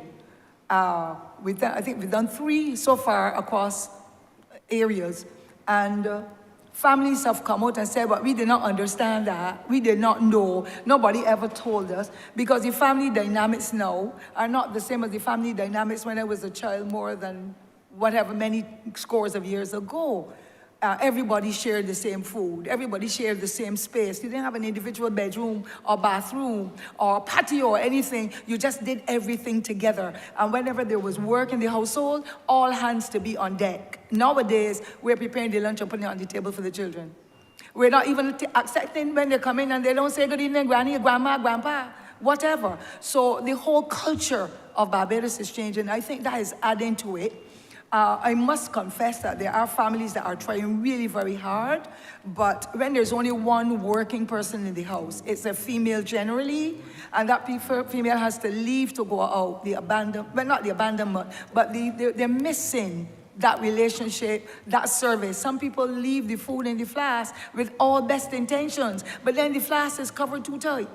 So at lunchtime, the little feeble old hands are trying to open it. They can't because there's nothing happening. Yes, the idea of expanding the program for the elder care companion could work, but the concept of that elder care program was not for persons to be going all over Barbados and working. It was for people living in the communities where they live, that they will know, Miss Mary Jane, it is me, St. Eve. Well, I last to see you. And they say, come in here and let me talk now. And they know you, so the confidence is built up. But when you send, say for example, Jackson, when you send somebody from Lechma Hall down to Jackson to be an elder care companion, you don't know this person no more than the man in the moon. So the element of trust is not there, unless the person has a bubbly personality and they engage them and so on and so forth. So that, for me, could work. But we need to train family members that we have started already. A lot of people would prefer you do it by Zoom. That is another aspect of it, but we have had some town halls. We've been to Christchurch, we've been to St. Thomas, we've been to a couple meetings already, and people were really very excited until numbers are called to say, we want to get in the elder care project, or we want to be able to find if the government will give us a little stipend to help at home. To my mind, that may not be able to work now, but to look after your mother, your father, your grandmother, whoever cared for you, and you want to get maintenance in the form of money, to my mind, that perhaps might be for persons who are unemployed. But I cannot see how it's happening right now, but it is consideration that could be given. That is one of the biggest problems. Our communities are not as close-knit as possible because the concept of the elder care companion came out of one lady in a village, whom I will not name, who would walk every morning to go to see her godmother and godfather. And because they were living alone, she would walk with breakfast for them because they were growing feeble. And then at lunchtime, when she cooked, she will go take food for them that she prepared for herself and make sure that they got something to eat. She didn't want them to be lighting the stove. And then on evenings, you call it supper time, whatever you call it, you will see her walking over to these same two old folks again with a cup of tea or barley or a slice of bread and cheese or an apple or something to make sure they were settled for the night. Fact that they lived alone and they were old and feeble. We have lost the community spirit, and that is really what is taking toll of what is happening to our seniors. It is unfortunate as well that some parents may have bequeathed whatever they had to the first boy child or the first girl child because they helped to give the money to build the little wall house or to upgrade the house. And then the other siblings determine, well, if you give all to him or to her, we have nothing to do with you. So the parents are in the house, they need a shower, they need a meal, they need a good anointing because of the arthritis, they need to have the administration of the medication, but they say, lady, what's this boy that you give to, and excuse my language, let him come and give it to you, or the girl that you give everything to, let her come and do it for you. It is unfortunate, again, although this might be just tangential to what we are saying, that there are so many seniors who are taken to, our lawyer is taken to them, if it's a lawyer, an attorney, and the power of attorney and the deed of gift and all that. And strangers are also doing it. And these old people then, when they recognize, they say, we have been robbed, we have been cheated, we have been treated, and then they put them out of the house. So within recent times, we're hearing of persons being turned up and put off at the Queen Elizabeth Hospital with suitcases, because they are being abandoned, and then you hear, X told me to carry them there, and we ain't coming back, but they're living in the house. I've known of an experience with an old lady from Hillaby in St. Andrew, who used to walk to town with her basket. I knew her, I'm that young. And that old lady bought a house in Green Hill. And her daughter and the daughter's husband put her to live under the cellar. I believe I can still find that picture from the newspaper. And I'm saying, how can you treat that to your mother when your mother didn't go to high school, but she made the sacrifice for you? And you got your education, you got married, it's your mother's house, but she lives under the cellar of the house. And we're getting a lot of those complaints now. When I say we now, Dr. Wiltshire and myself and any other persons who choose to give us any advice, and we appreciate it very much because we can't know everything. So I'm saying, unless we give the training to family members, not only in a school hall, community centers, that there, Barbados has so many community centers. We have so many schools that are shut off on evenings after school. We have many faith-based institutions that will be willing to come on board, and that is what we're looking at. And people in the village never got anything, but they used to look after the neighbor. I got cuckoo. You want some, mistress? And they take it over. If they needed to have something done, bring them a bucket of water from the standpipe, they will go and do it. So our whole cultural dynamics have changed, and we are seeing it now. And you have 10,000, but I have 11,000 and something, and mine are larger. And I'm begging people, go out, seek help, assist the old folks. Help them with something. It is not what you are spending now if you buy a few apples or carry a breadfruit or whatever, because that is village life. I don't know about urban life in the same way. And you take it or you peel it and cook it and give it to them. That is showing that you have that spirit of unity, that you are living what the Bible says, do unto others as you will have them do unto you. All of that is missing. And I'm afraid that our society is just going. It is about the house. It is about the money in the bank. It is about the jewelry. It is about dumping the senior citizens. It is about the abuse in all forms and fashions, including beating and tying them. And if we can get to families as we are working on the project, then we can see a difference in what is happening. And the crisis unit that is at the police, as a part of the police service now, that unit will tell you of stories. I have documents that people have sent to me from overseas about their families whose money has been taken. What can I do?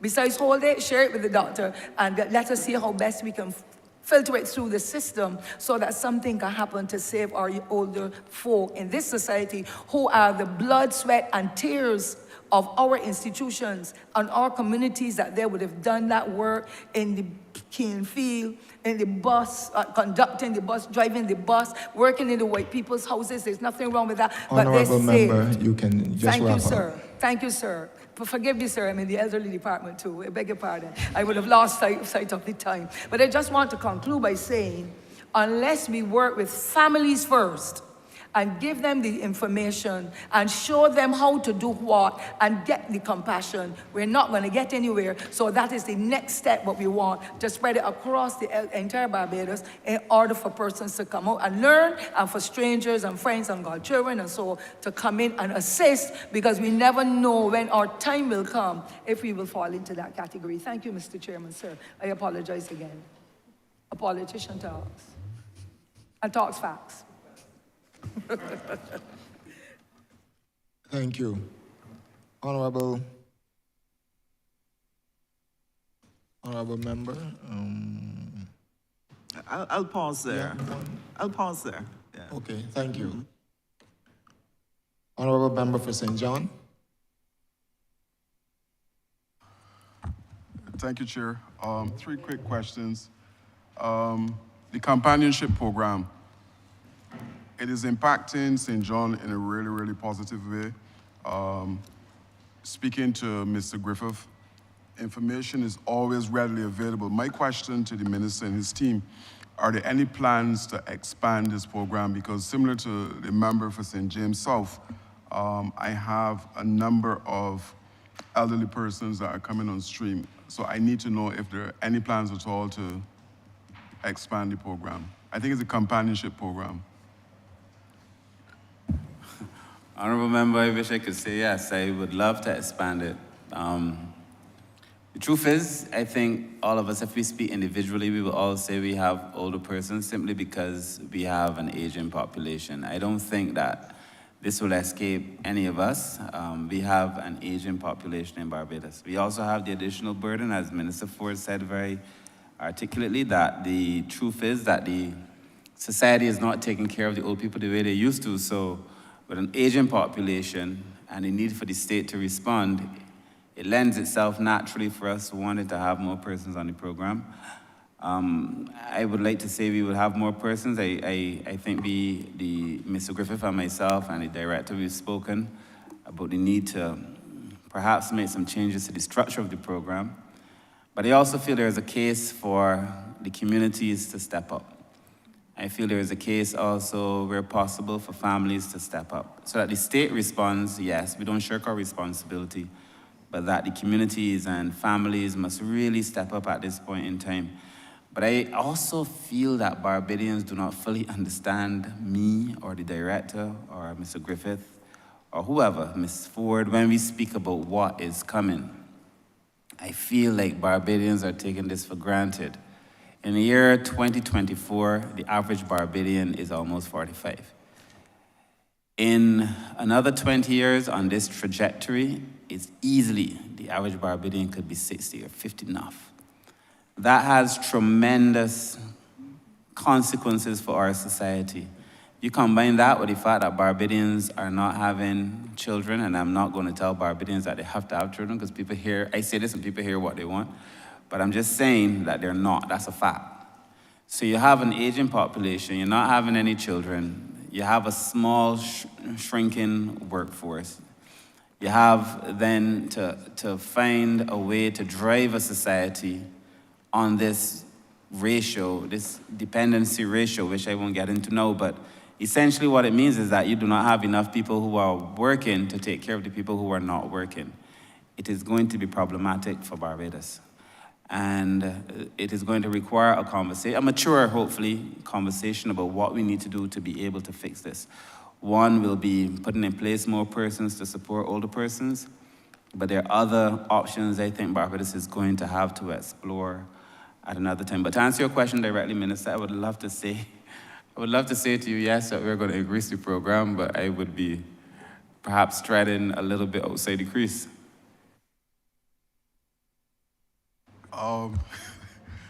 Thank you, Minister. Second question, you and I had some discussions.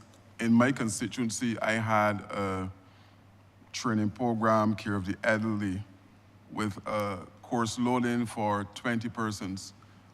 90 persons turn up to the program, and we had the discussions in relation to the content of the course. My question is it possible for your ministry and mine to collaborate in terms of putting together a program that will not only take care of the actual training program, but to create some employment? Because if we are having an aged population, then there's going to be a need to have persons come in and take care of those said people.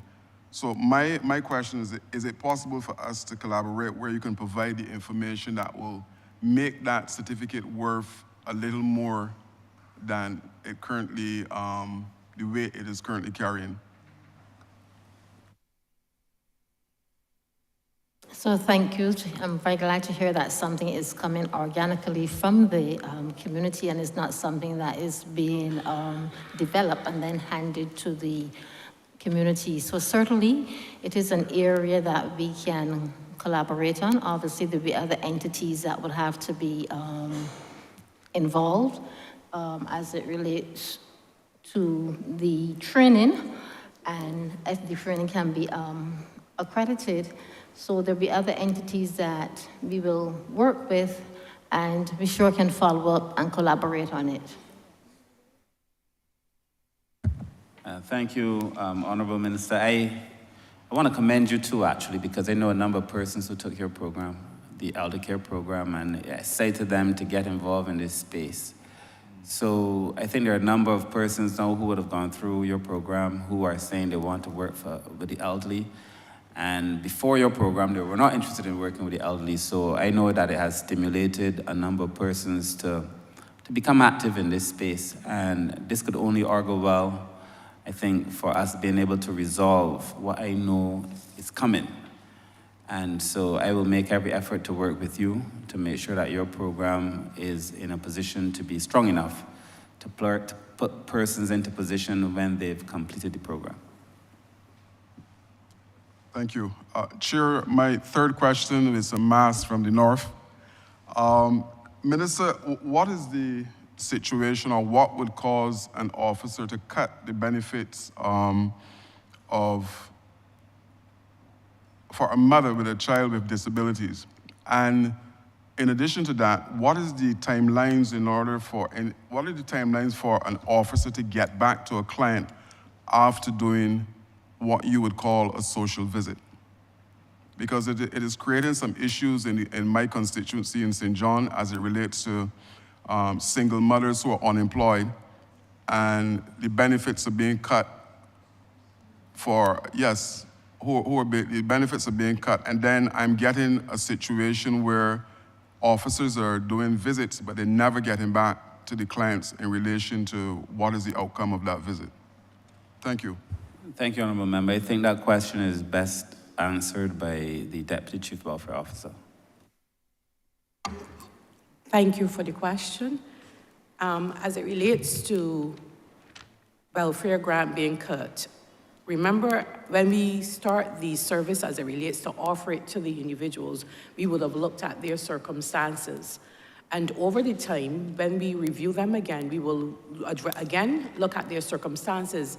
A check may be offered at the point in time where the person probably was not working, but if the person is working, we sit down again and we look at that individual, we check to see how best then that new fund that you are getting in the household is able to address the needs that the welfare check obviously would have been presenting at that particular point in time to address that particular need. Now, again, for us, we still have a large number of outstanding applications. We still have where the client to welfare officer ratio is still very large. So for us, we are definitely welcoming the amalgamation, because that means then we will have more staff to be able to respond more adequately to the person's needs as it relates to getting back to the clients that have been visited that the officer may not have been able to get back to, because it is a case where the officer is trying to meet everybody's need. They're trying to speak to everybody at the point in time. They're trying to respond to emails. They're trying to respond to WhatsApps. They're trying to respond to phone calls at the time. And also, remember, we've now gone electronically. So it means a lot of what is being done is being typed into the system. So that, in its essence, has been part of the challenge that we've been faced with in terms of being able to respond to persons that we have visited. All right. I don't think you've answered the question. What are the timelines? How long before? Is it a week to respond? And the situation I mentioned in relation to the assistance being cut, the mother is still unemployed. Nothing would have changed. Okay. Again, as I was saying, in terms of, well, we would ideally would like to put a timeline to where it is we'd be able to get back to the individual. At this point in time, we have been unable to do that because of the numbers that we've been dealing with. And hopefully going forward with the new entity, those processes are things that can be put in place that helps with, once we have the numbers in terms of working, as I said, be able to put those things in place, like responding to persons in a more efficient and timely manner to improve the service as we go ahead.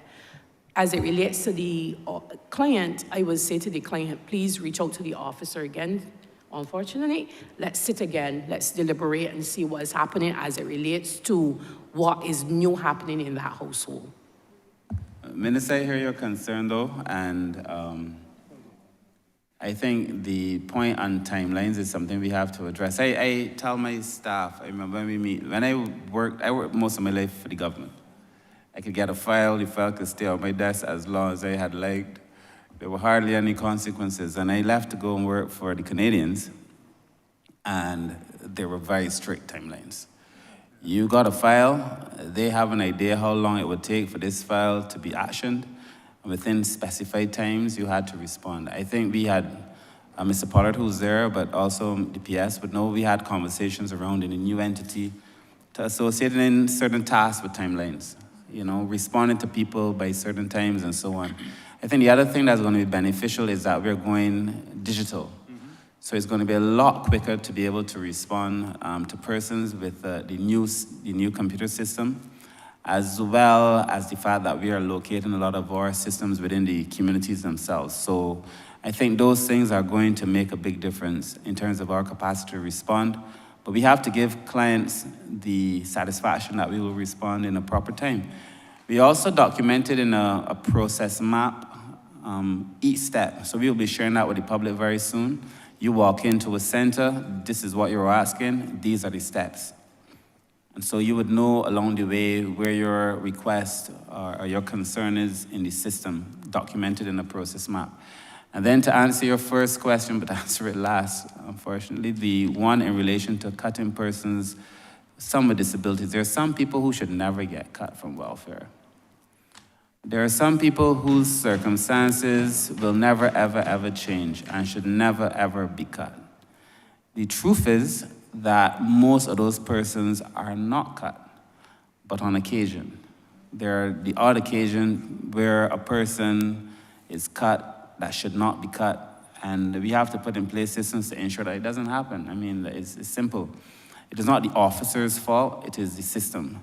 The computer system sometimes at the end of a period for review, if the person isn't reviewed, then the person is cut. And you may put in the system that this person has to be reviewed once a year, once every 2 years. The time comes, the person is reviewed, the person is cut. So it is really about us tidying some systems. We had this conversation this morning. There's some systems that we have to be able to tidy to make sure we better deliver to persons, but I understand it. In those circumstances, normally though, I'm sure the deputy chief would agree, when those persons are made known without any kind of quarrel, those persons are normally put back onto the system. But I agree that it should not happen in some cases in the first place.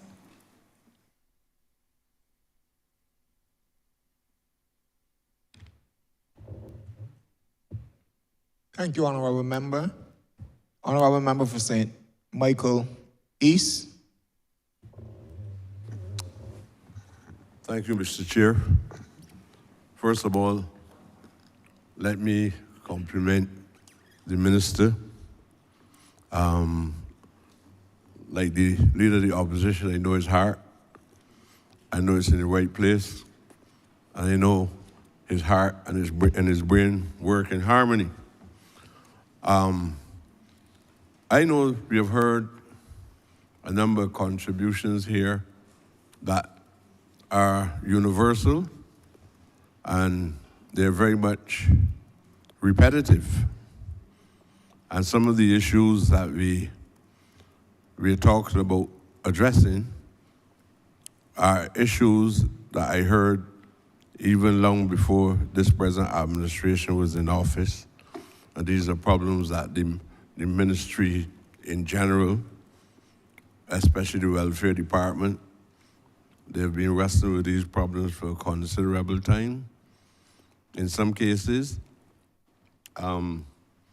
the social and economic imbalance, I know the minister in his preamble spoke a lot about the emphasis on the transformation, the economic transformation. I believe that he meant, or I probably didn't hear well, I mean the social economic transformation of the different marginalized people into mainstream in the economy.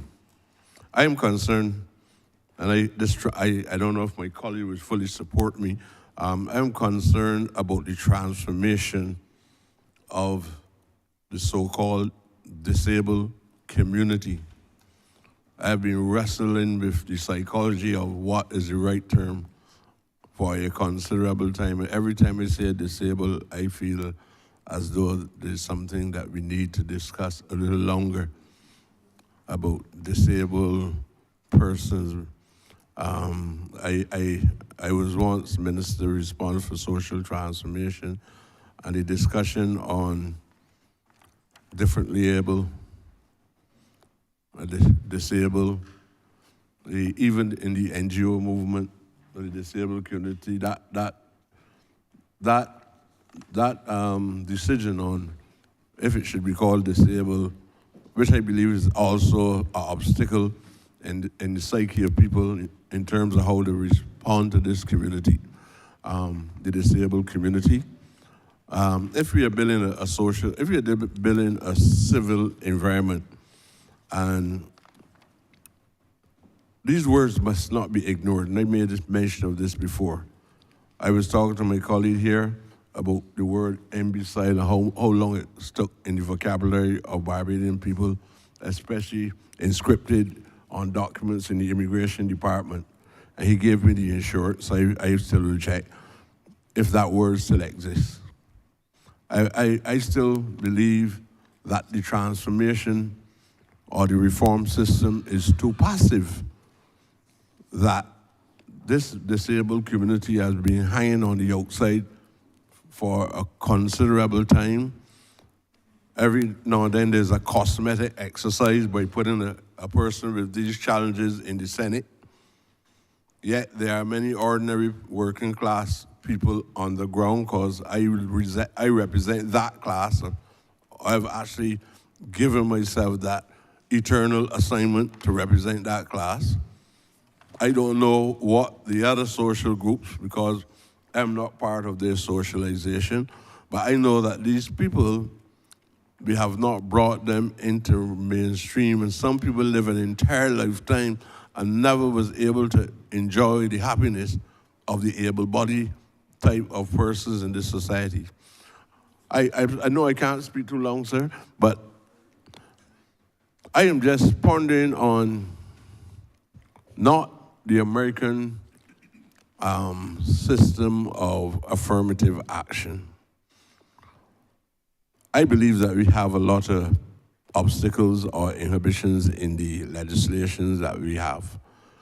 And I personally believe that the state policy should be clear, that a certain percentage, I know there are people who oppose this concept of a quantum or a quota system being applied in legislation, but the disabled community starts with a major disadvantage.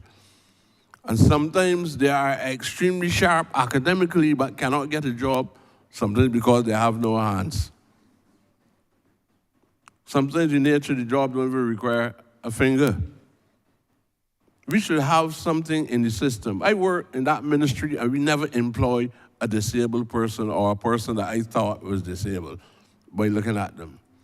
We should have the government itself and its offices should make provisions in its, not somebody I feel for this body and I giving them a job. Affirmative action legal instrument would put the minister in a position that he must give as long as the person has the required qualities or attributes. That minister should be bound by the legislation to employ X amount to persons from the disabled community. You can't expect the disabled community every 5 years or every estimate to hear these melodies. And then very few people in the disabled community. Too many young men I see now in wheelchairs. They have nothing to do. They can't get any work. They give up very early. I don't even know how well they... Honourable member, you need to proceed with your first question, sir. But sir, I'm suggesting to the minister to extrapolate from the simplicity that I'm suggesting. I can put it in question form. Do you think it is wise for a government who speaks about progressive development to put affirmative action program in place? Because, sir, the reason why I had that lengthy presentation, because this thing needs clarity. And if I come to Parliament, I need to give clarity to what I'm saying and to give a justification. So that's the only reason why I can get my answer straight simple question, not even one that is complex or compound. I could get about ask a straight question, but I don't believe in that. So I'm just asking the minister, what is his feelings on bringing to Parliament an affirmative action program, even if the legislation is drafted exclusively for the disabled community? Thank you, Honourable Member. The questions that you asked, the ideas that you've raised, we've obviously discussed and pondered. Some I've raised in here this morning. The nomenclature in relation to what is appropriate in the community, sir, has been set by the community. I believe if I were to ask, and I may not do so, but if I were to ask any of the persons who are here to speak to why we say disabled, I think that is the term with which they are most comfortable at this point in time.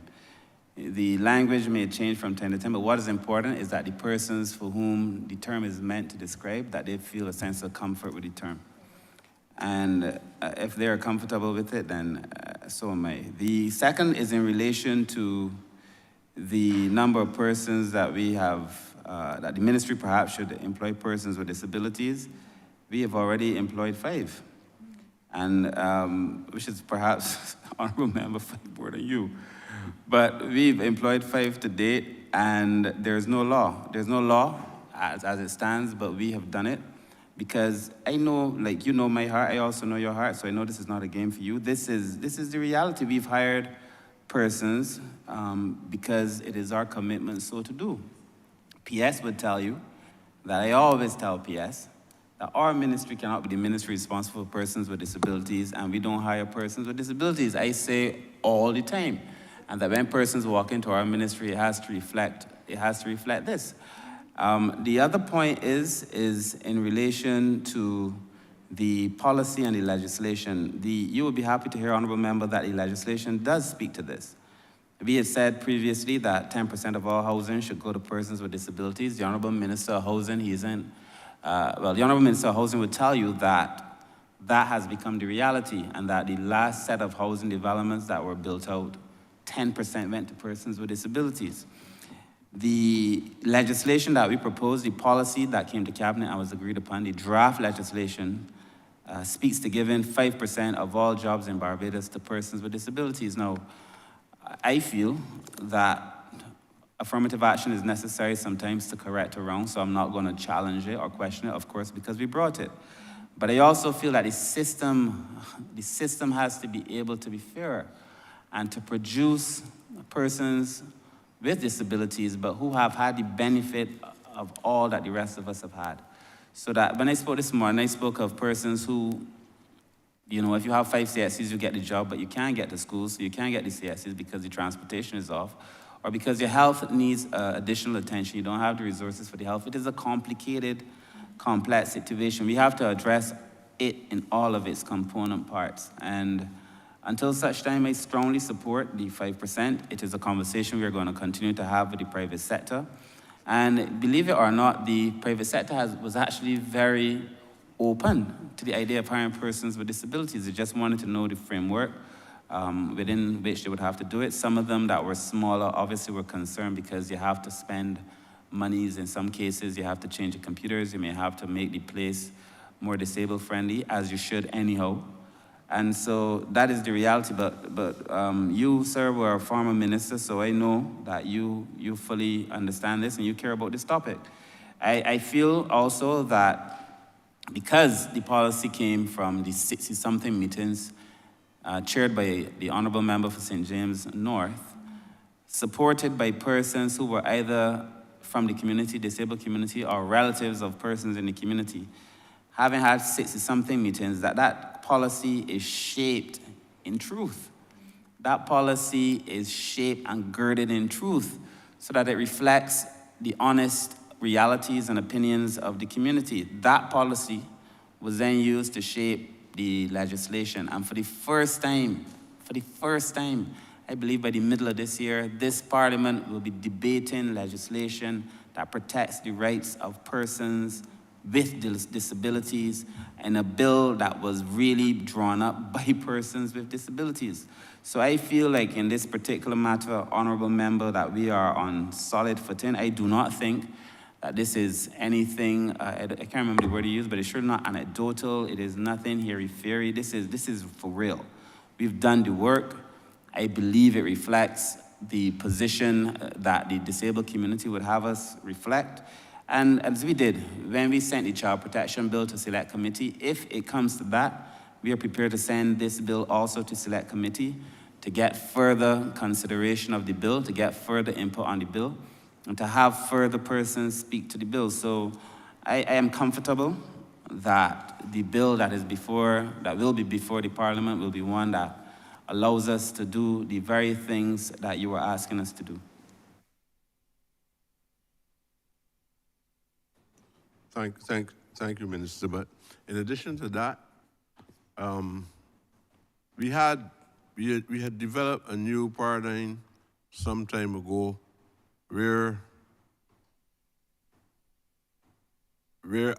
other ministers were also invited to participate in the actual policy decisions or to influence the policy decisions of this government.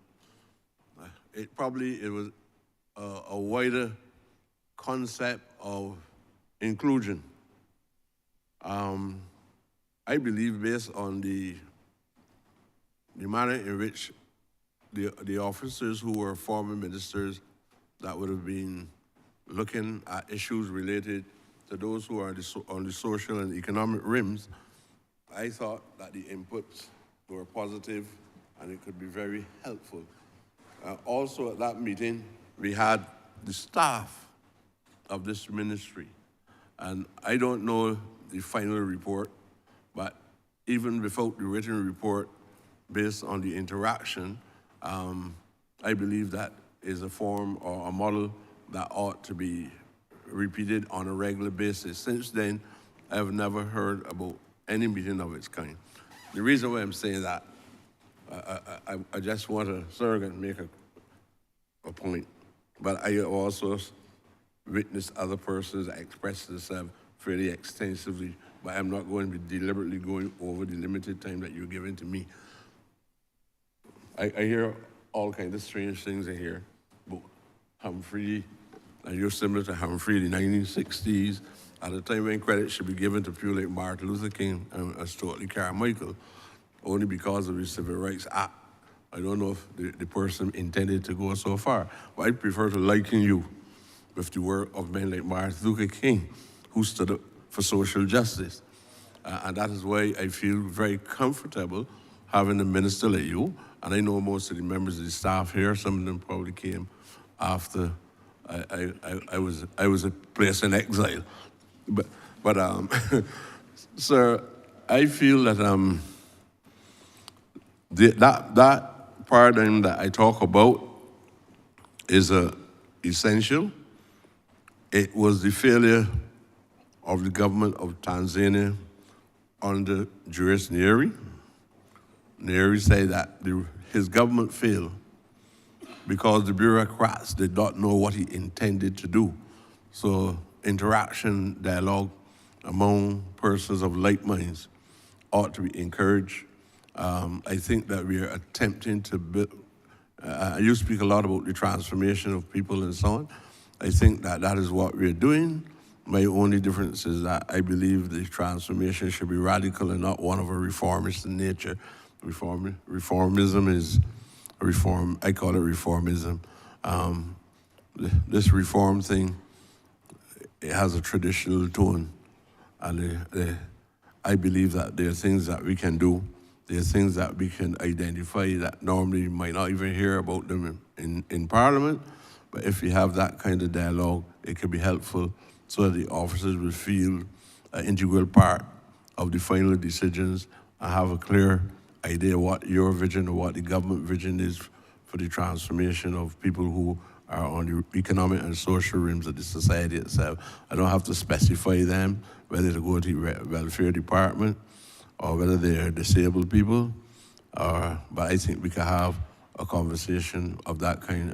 And I'm not only asking, but I'm recommending that we have this kind of approach to addressing some of these problems. Honourable member, I totally agree. We had a conversation with former ministers of social transformation, social care, and at that meeting, we had, permit me, sir, to say a few names. We had Hamilton Lashley, Cynthia Ford, who was the immediate past minister and did a brilliant job. We had Trevor Prescott, who was also a minister and did a great job. And we also had Dr. Lowe. And I think my staff would have expected Minister Prescott to be there. Trevor Prescott came and I said that. Minister Prescott was there. I think they expected Hamilton Lashley to be there. Minister Prescott being a former Barber Civil Party minister, Hamilton Lashley being a former Barber Civil Party minister, my very good friend. Both of them in a way, both Minister Prescott and Minister Lashley, former mentors, if I'm being very honest. I think they expected both Minister Prescott and Minister Lashley to be supportive of the idea because they were former Labour Party ministers. Although Minister Lashley wasn't, then he was, then he wasn't. And Cynthia Ford. But I think they found the relationship between Dr. Lowe and myself surprising. And the relationship that I have with Dr. Lowe was because Dr. Lowe came in as Director of Social Policy. And I think all public servants and the ones that I work with are very professional. And regardless of your politics, you should conduct yourself in a professional manner all the time. And that is how I conducted myself when I worked at the time.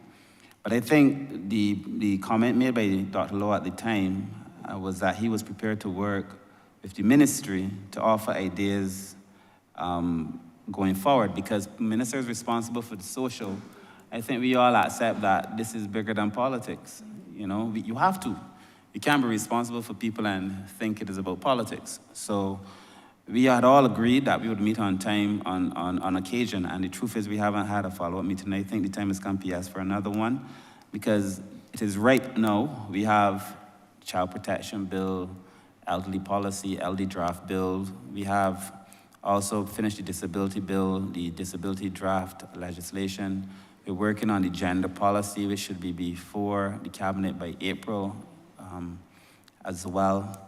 We're working on a homeless policy. This ministry is doing a lot of work, but I think it could benefit from that larger conversation as well, just to get the input of people who would have gone before to be able to do this work.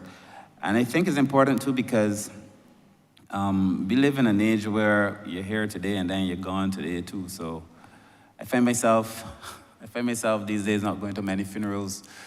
You know, I find myself tearing up at all of my constituents' funerals, to be honest. So I go to these funerals and I'm tearing up because I've invested my soul in people. And the truth is, there are a number of people here who would have invested their souls in me and invested their souls in this work. And so I think the best we could do is honor them when they're still here to help us formulate social policies for people. And I have zero objection to meeting with anybody. And I've said so before. I have zero objection to meeting with anybody. Those that I mentioned, those that I invited who did not come, just to be able to do this work. So Minister, I take your point. I think we should have had a follow-up meeting with former ministers of social. And I think we could also invite some who would have been responsible for community or youth as well, to be able to help us do some of this work. So you have no objection in me whatsoever. One more question, sir. Some time ago, when obviously the late, I think she was, what her name was, Blondell Phillips. I remember, I can't remember her name well, of the disabled community, Bonita Phillips. That's it? Bonita Phillips met myself and the former minister by the name of Glenn Clark at the bottom of the stairs there. And she asked us to take her on a journey in Broad Street and to come around Swan Street. And she said, based on her former experience in England, she was a little surprised that there was no accommodation on the sidewalks, and there were no facilities within the stores around Broad Street and Swan Street, that if they came in to town and nature made a demand, there was no way for them to go. I know since then, I think we built the facilities in Independence Square, but I don't think that is enough. Because if a person of a disabled community is in Swan Street, I don't expect them to rush over to Independence Square, especially when there's an emergency. So I'm wondering, how is the private sector responding to the required calls back then? Because Mark Fingal also did it, went through the city, and also made the same call. How is the business sector responding to this call by the disabled community to have adequate facilities in the city in all the buildings, that somebody can go into their washrooms with a wheelchair? I think that is something we have to look at.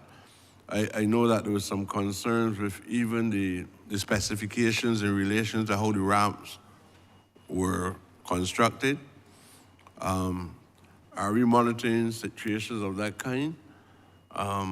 If you're going to be talking about the disabled community, we have to create the kind of environment, physical environment as well, that would allow the disabled community to face equal opportunities and equal privileges with persons who are considered to be able-bodied. So I'm just asking, this is some simple questions, sir, just for clarity so that I will know we are moving on, and I can then boast that the government is making progress and that the disabled community believes that this government is the best government that they've ever witnessed.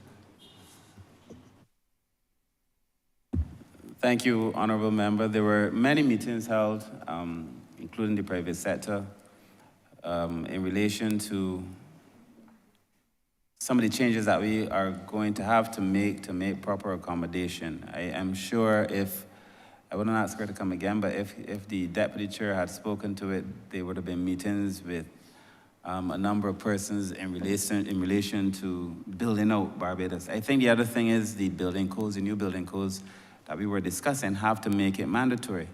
It's going to be difficult to retrofit every single building, obviously, at the same time. But I know for sure as we build out, we have to make sure that we take cognizance of the fact that you have to accommodate persons with disabilities. Some of the newer buildings we've also built, and some that were built otherwise, have not been as disabled friendly as I would like. And when I've been made aware of it, I've drawn it to the attention of the relevant personnel. But I think when we start to get the PR going and when we make it mandatory for persons to hire persons with disabilities, organically, some of these issues are going to be able to resolve themselves. There were some people who were concerned naturally about the cost of having to do a lot of this work, but think about the cost of not doing it. You know, Barbados, I just said in my opening and somewhere in the middle that the country needs persons to produce. The ministry has to be a ministry that recognizes people as more than just passive recipients of goods and services, but that they're productive. But if you limit a significant number of your population because they have a disability from being able to participate, then you do yourself and the country and those persons a disservice. So yes, we have to do more work. I think there has to be a lot of consultation, perhaps even a militancy in relation to pushing for this to happen and to happen in the shortest possible time. But it is nothing on which we will drop this ball, I can tell you. I feel very strongly so that even if I am in this ministry or not, this is something that I intend to see through. I know the passion of the former minister, Minister Cynthia Ford, and of course I know everybody knows the passion of the member for St. James North. So there are a number of persons in this government who are very, very supportive of making this kind of thing necessary and mandatory. And perhaps, to be truthful, Honourable Member, too, in the last year, 2 years, we focused a lot on getting the legislation right, getting the policies right, having those levels of meetings, putting in place those systems. I think as we shift our attention now to the empowerment component of the ministry's mandate, like this is going to become more important in relation to making sure that people are able to access these places. So I hear you, Honourable Member. We have not forgotten it. It is something that we are working actively on to ensure that it happens.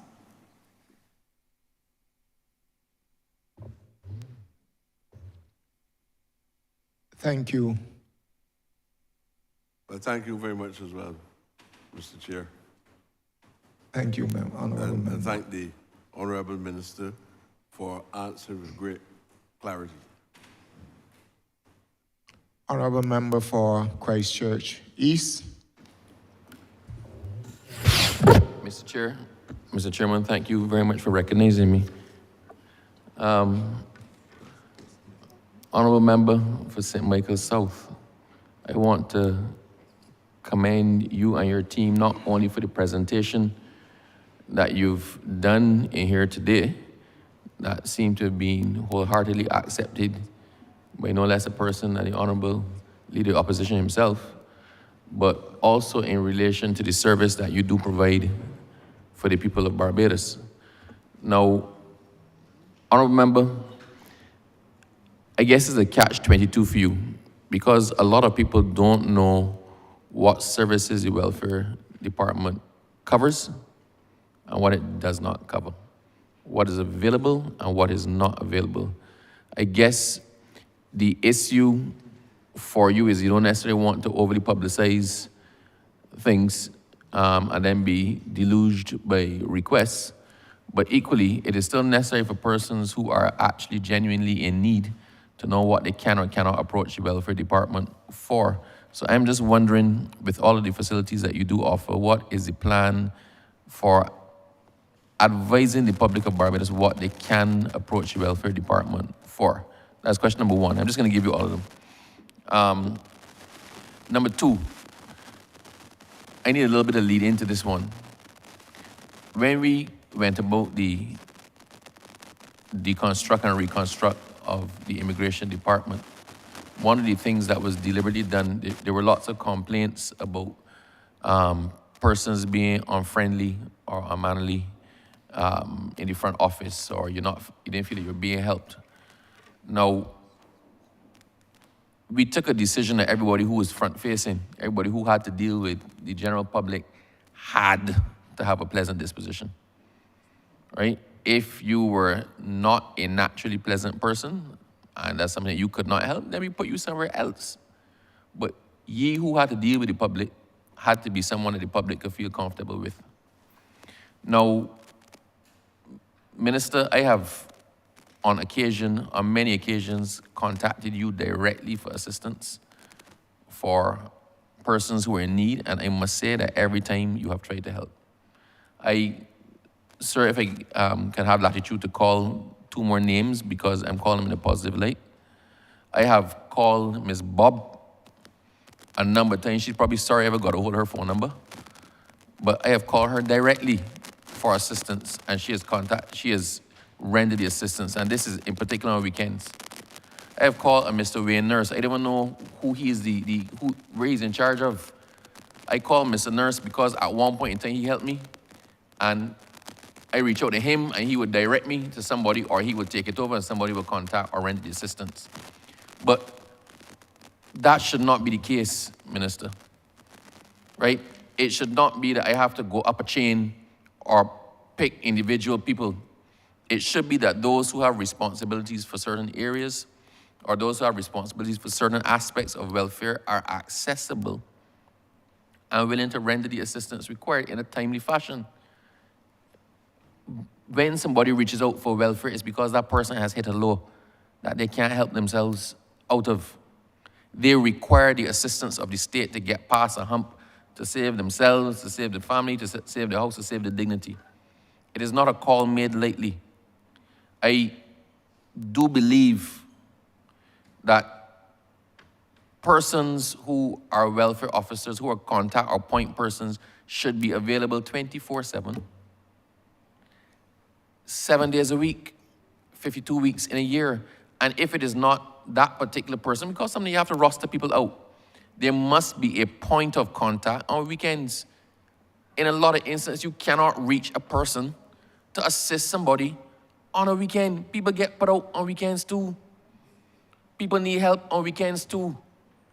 Miss Bob, in particular, I reach out to her on weekends. Poor Mr. Nurse, he was the first one I ever had contact with. I reach out to him all the time. But I think my point is made. People feel badly to have to be in a position to approach welfare. We must not make them feel any worse by the services being inaccessible at certain points in time, or the persons who are supposed to deliver those services being inaccessible.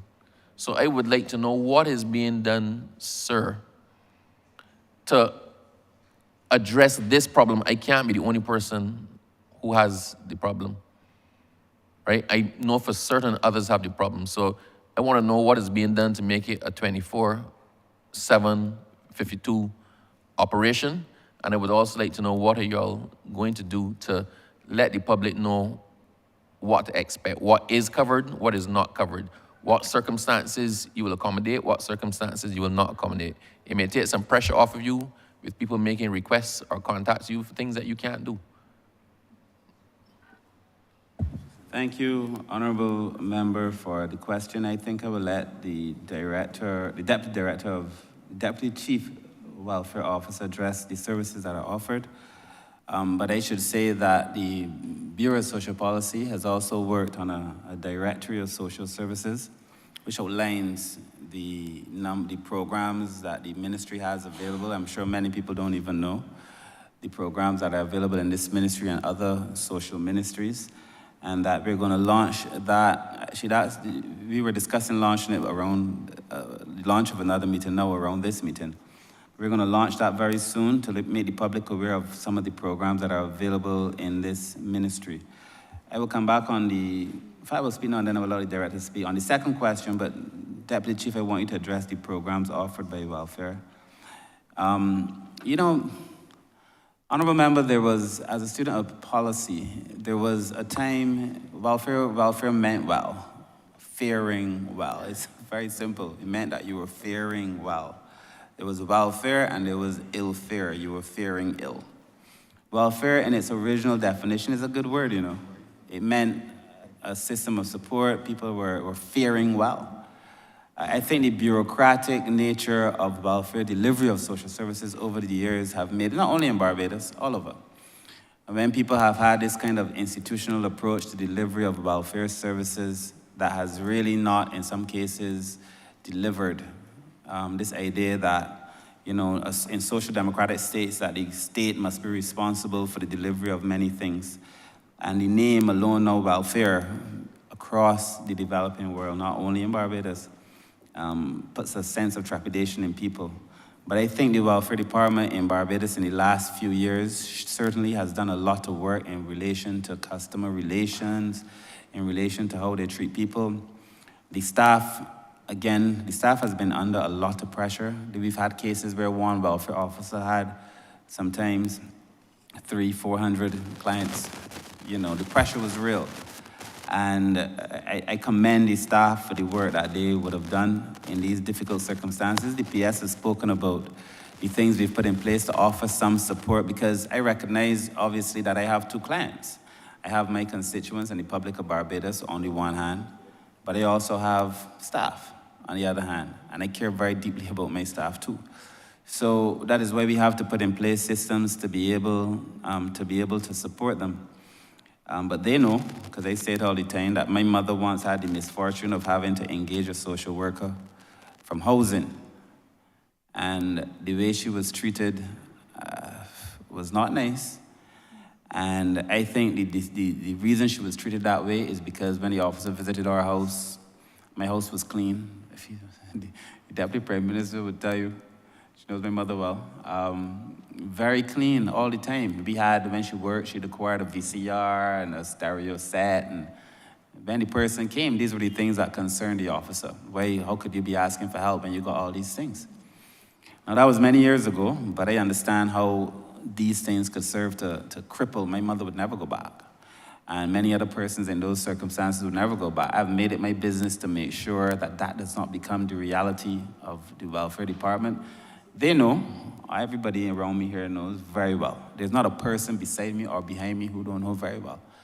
When it comes to how people are treated in welfare or any other social service agency, that I feel very strongly about it. But I also know that the welfare department has made great steps in relation to how they treat people. The director, the chief welfare officer has been exemplary. You've heard the deputy chief. I'm sure many people in Barbados have heard her for the first time, and she's extremely articulate and competent. And also recognizing that there's a need for us to treat people with dignity. Dignity has to be the way we do business. And while a lot of what is being said is what was, I do believe that there are many changes that are positive that are happening. And so I would wish to say that I commend my staff. I feel very satisfied that we've gone a long way from where the traditional conversation would have gone. And this is nothing new. This conversation occurred many years ago when I was manager of Child Care Board. Before that, when Minister Prescott was there, when Minister Prescott was there. This is an old conversation, and I believe we've made some changes. But on the last question you raised, most of my fires have occurred on weekends. Most of my fires have occurred at night. And like you, I found myself without anybody to call. Obviously, it changes when you become minister, but I found myself without anybody to call. And so the resilience unit, Mr. Parler may wish to speak after Ms. Kimbabwe, but the resilience unit is to offer 24-hour service. And to be those persons that are on point, on, what do you call it when somebody is available all the time? On call, those persons that are on call should be made known to the relevant persons in fire, persons in the police, the member of parliament, and so on, so that the person has access at that point. But I will ask Ms. Kimbabwe to speak, and then Mr. Pollard. Okay, thank you very much.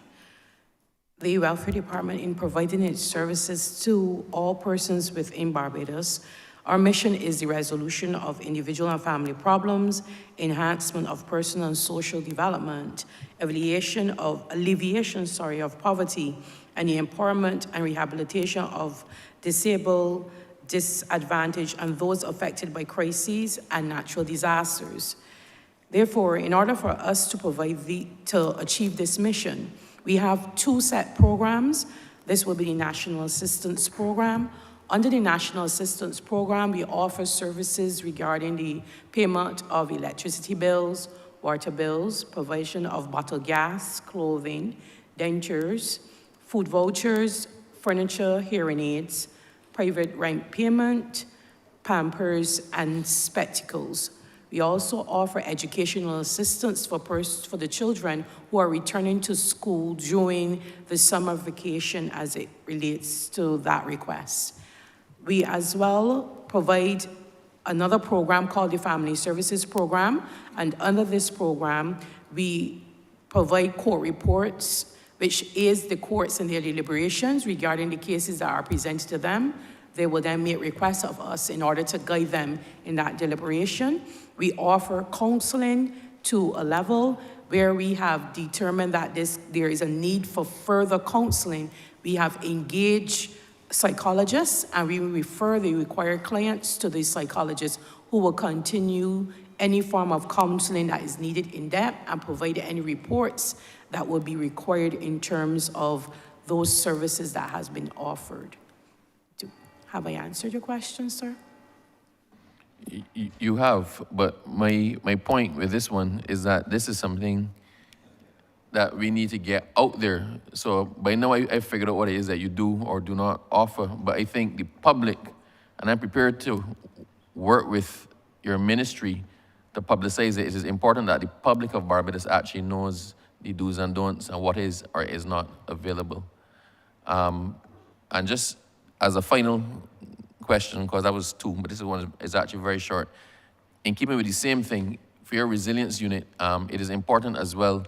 Now, I've had the benefit of, I probably think I was the first person, I believe, to benefit from your resilience unit, but we need to get that information, sorry, not we, you need to get that information out there as well as to what is available, what are the commitments made to the landlords, so that landlords in particular have some degree of comfort now.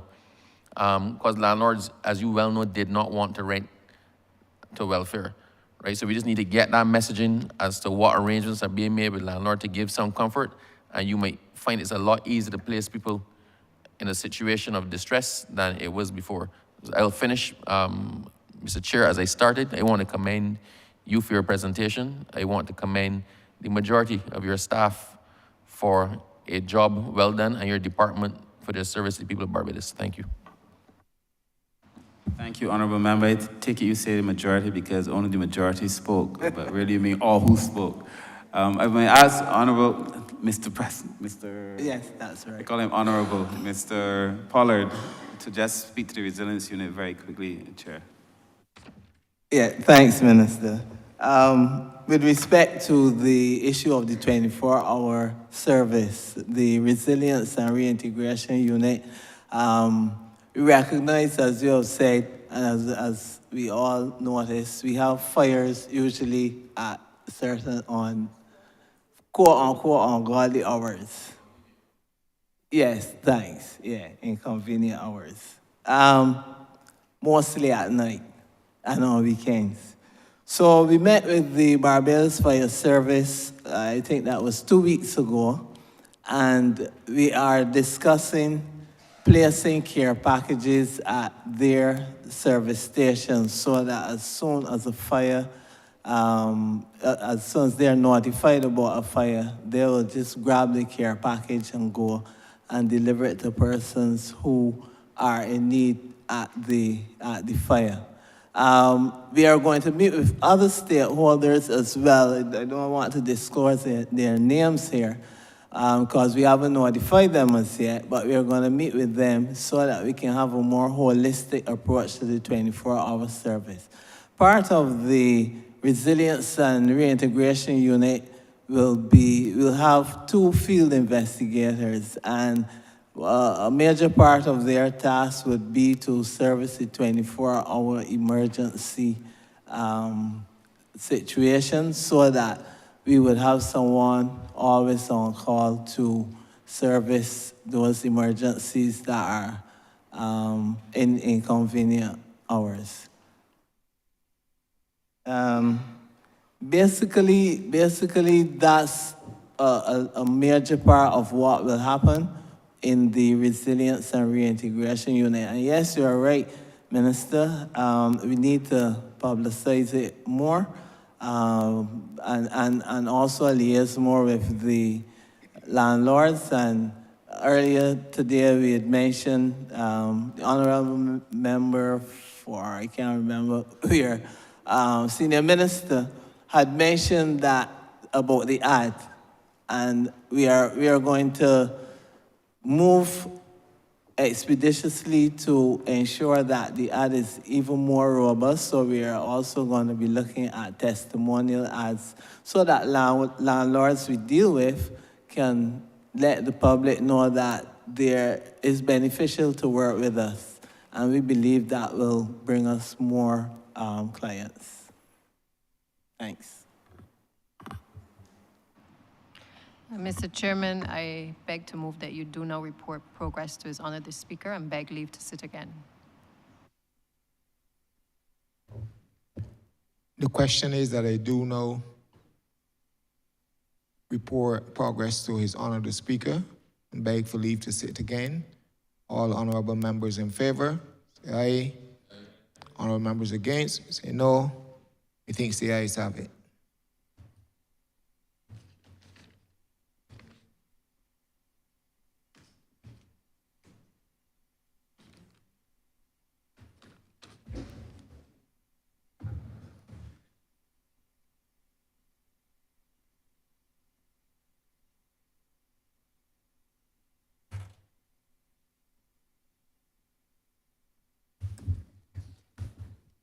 The chairman has reported progress and requests leave to sit again.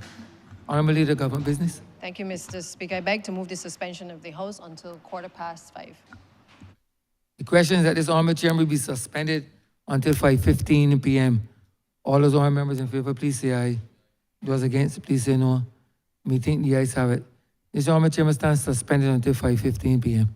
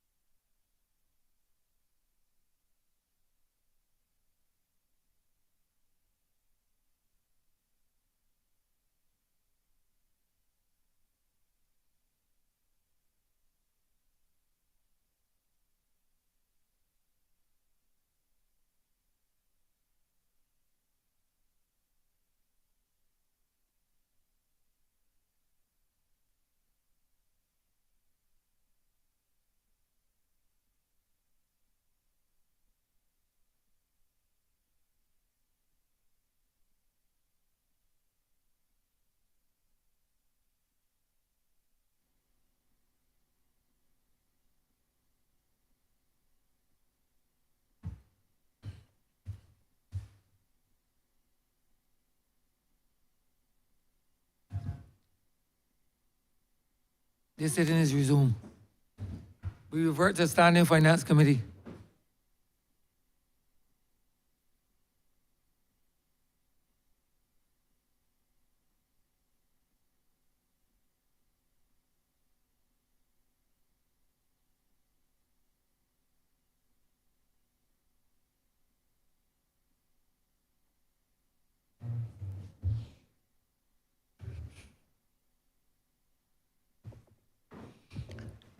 This Honourable House is now in Standing Finance Committee. Honourable Member for St. Andrew. Thank you, Mr. Chair. Firstly, I want to echo the sentiments of my colleagues in commending the Minister and his team, not only for this particular presentation, but also for the work they have been doing for the people of Barbados. Something that comes to mind quickly before I speak to my questions, I want to single out the companionship program, because that program, I think perhaps is one of the newborns within your particular ministry. And I heard earlier today that there are plans in train to basically train those persons now employed within that program. And this is not necessarily a question per se, but I just was wondering if there's as part of this training, there's a particular protocol for persons within that program who, they're the ones charged with caring of the elderly. Many times those persons have an emergency where they become very sick, and sometimes the only one there to make a phone call or to assist them is that caretaker, that person, that companion. If there's a protocol for persons within that program, as opposed to persons having to call family members or perhaps call the supervisors, if there's not a protocol, if part of the training would involve the implementation of a protocol.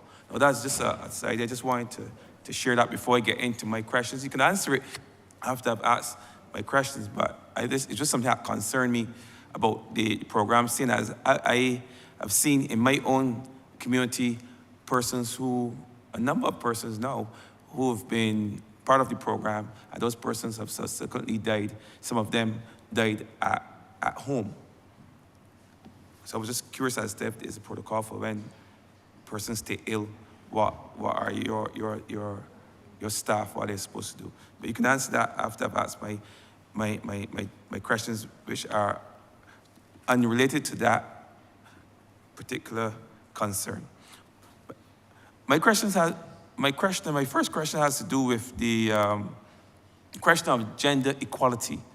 And certainly, gender equality was raised as an issue, not only within the workplace, but across the community, and even at the level of this honorable chamber. Some time ago, a young academic from the University of the West Indies raised the issue of gender quotas in Parliament, and that resulted in a tremendous amount of debate and discussion right across the island and on the airways as to the notion of gender quotas within the parliamentary group. But what that says to me, what that suggests to me, is that there is some degree of unease as it relates to gender equality, gender parity, at every level of society, even at the highest level.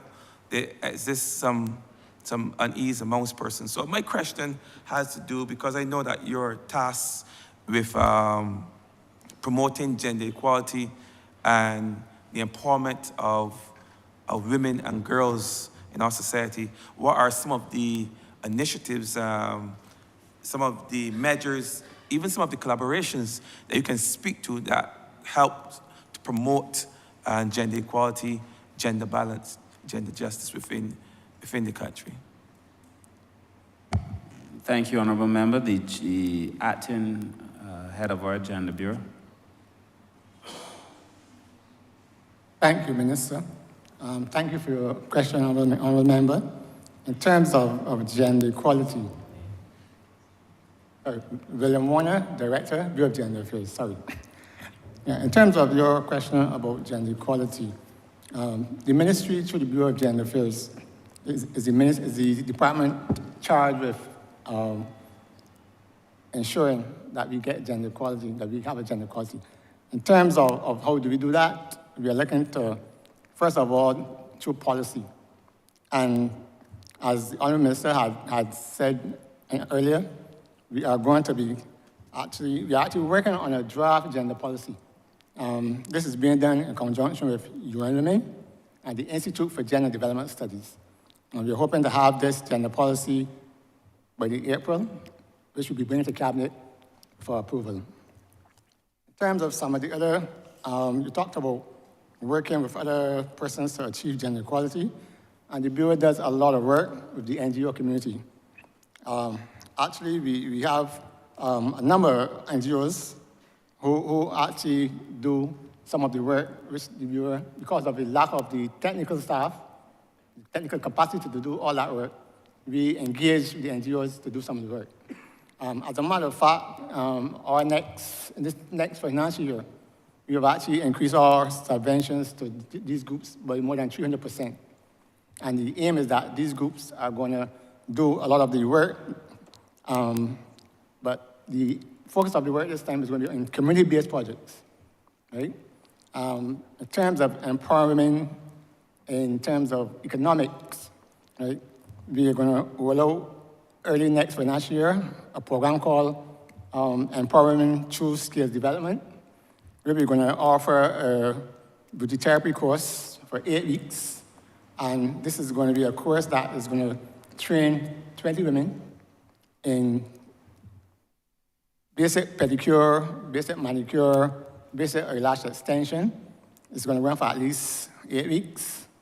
And the thing about the course is going to be one where the equipment that is needed is not expensive. So having gone through that training, those women will be able to go to their communities and make $1. And other initiatives that we have in place, and as the international community has called for the inclusion of men and boys in the quest to achieve gender equality. So some of the work of the Bureau actually revolves around work with men and boys. We have a very strong relationship with Men's Support Network, and they're doing a fantastic job with our young males of school age through a program called Safe Zone. And this financial year, or next financial year, sorry, the Bureau has committed an increase of $15,000 to assist with this program. Okay.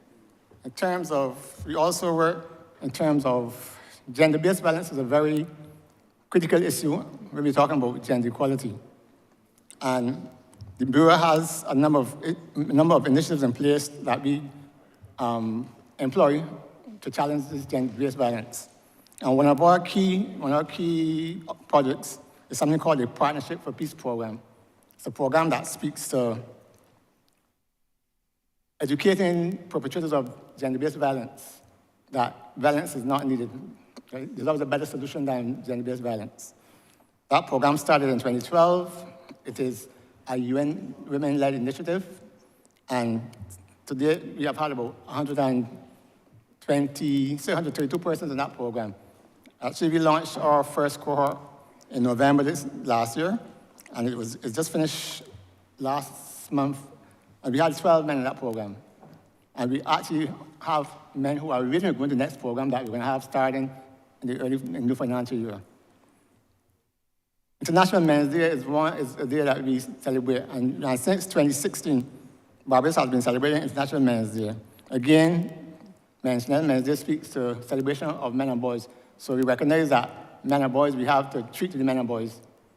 And every November 19th, the Bureau, along with its stakeholders and its partners, we organize a number of activities that speak to men and boys. These activities are varied, could be health. And one of the things we did in 2022, we started a health fair for men. The the aim of the Health Fair for Men basically was to challenge the normal gender stereotypes, where rather than having the normal services that men normally would acquire, we had services in manicuring, pedicuring, and massages. And that was the overwhelming success. That program has gone from strength to strength. That has been an overwhelming success. Our first year, we had about 120 men who actually accessed those services, right?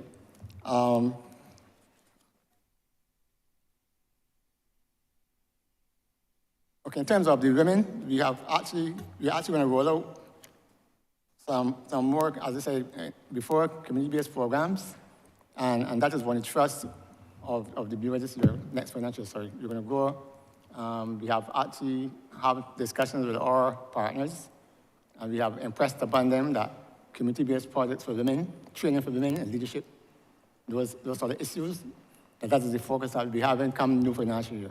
Thank you. Sorry, Honourable Member, we also discussed a program called Share the Care that the director and I discussed very recently in relation to just doing a PR program to encourage men, and we've seen it now. There are more men who are coming forward and taking responsibility for caring their children. It wasn't always so in Barbados. And you're seeing a lot more men now being proud to walk with their children and so on. And there's going to be a program called Share the Care, a public relations program to continue to encourage men to share the care. The burden of care is not necessarily only a woman's work. And therefore, I think that's going to be important. And our focus on gender equality is going to be important because whether we choose to accept it or not, Barbados, not in the public service where the salaries are the same, but across other parts, the salaries, there's disparities in pay. Gender-based violence is real. Opportunities for women, still very difficult sometimes. There used to be a song, a calypso song, that spoke to what some women are asked to go through in relation to getting a job. These things are still real. So there's still a need for us to focus on those issues as it pertains to women. And then, of course, there's some issues that are relevant to men that we have to be able to focus on, too. So keeping a gender lens on our programming is going to be important. As I said in my opening, if we really want to maximize benefits for everybody and talk seriously about sustainable development, then it must mean that both men and women, with their varying needs, because that's the point, they have varying needs. We have to have different responses to the same problems, and we have to look at opportunities differently. But it's keeping a gender lens on the way that we do things, and we don't intend to stop. Thank you, Minister. You touched a bit on my second question, which was gender-based violence, and not only some of the supportive measures to assist those persons who are victims or survivors of gender-based violence, but also within society, we know, and I would readily admit that it is difficult, almost impossible to legislate a culture. We have said it here before, but there are certain societal attitudes that perhaps, if attention is paid to them and effort is made, could be changed over time as it relates to how we respond as a people, as a society, to gender-based violence. And it's from that angle that I would want to know if you can just, with a little bit more detail, speak to perhaps some of the efforts, not only to address those females who are victims. I imagine there are a few males, but I know female gender-based violence is systemic as it relates to females. What are some of the measures that you are working on in your ministry that aim to address that societal change that is needed if we are, for once and for all, work towards the eradication of any form of gender-based violence from our society? Okay, I believe that we have to start with the young people. And I think if you're going to reverse those cultural norms, we have to start with those young people. And one of the things that the Bureau has been doing constantly over the years, we've been having workshops, we have been going into schools, we have been trying to have discussions around masculinity, around gender-based violence, around males.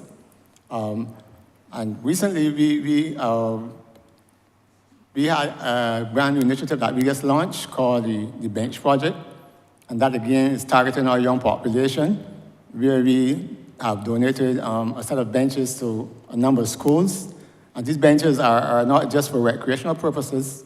These benches are actually to provide the messages, since the benches are branded, to provide the messages related to gender-based violence, where we ask students to treat to respecting each other. There's no excuse for gender-based violence. Love. So we try more or less to target the young population so that we can actually hope to make a difference when it comes to their attitudes and their thoughts about gender-based violence. So hopefully that will help to reduce the cultural beliefs and norms around gender-based violence. I hope that answers your question, sir. And my final question, which is, Also important, sorry. if you will allow me, to include the project that has been done in the court. I've got it on. Sorry, beg your pardon. The project that is being done by the court, because we know that there's always domestic violence, men fighting and so, and a lot of the men would have been, police would have been called, police service would have been called, and those men had to go to court. And as part of the arrangement, they get the counseling and all that to be able to have that particular experience struck from their records so that it doesn't go to the back of the police certificate of character. So they go through a series of training to be able to bring them to that measure. And when that is satisfactory to the court, then that happens. But the males have been asking now for females to be able to get the same experience of thing, because it is said by those males that a lot of women are extremely aggressive and they beat them up and they threaten them and all kinds of things, but it is not happening. And to my mind, it makes sense to be able to work with both sets of genders in order to be able to ameliorate some of the challenges, because as we know, when the violence escalates, somebody gets seriously injured, somebody gets murdered and all that.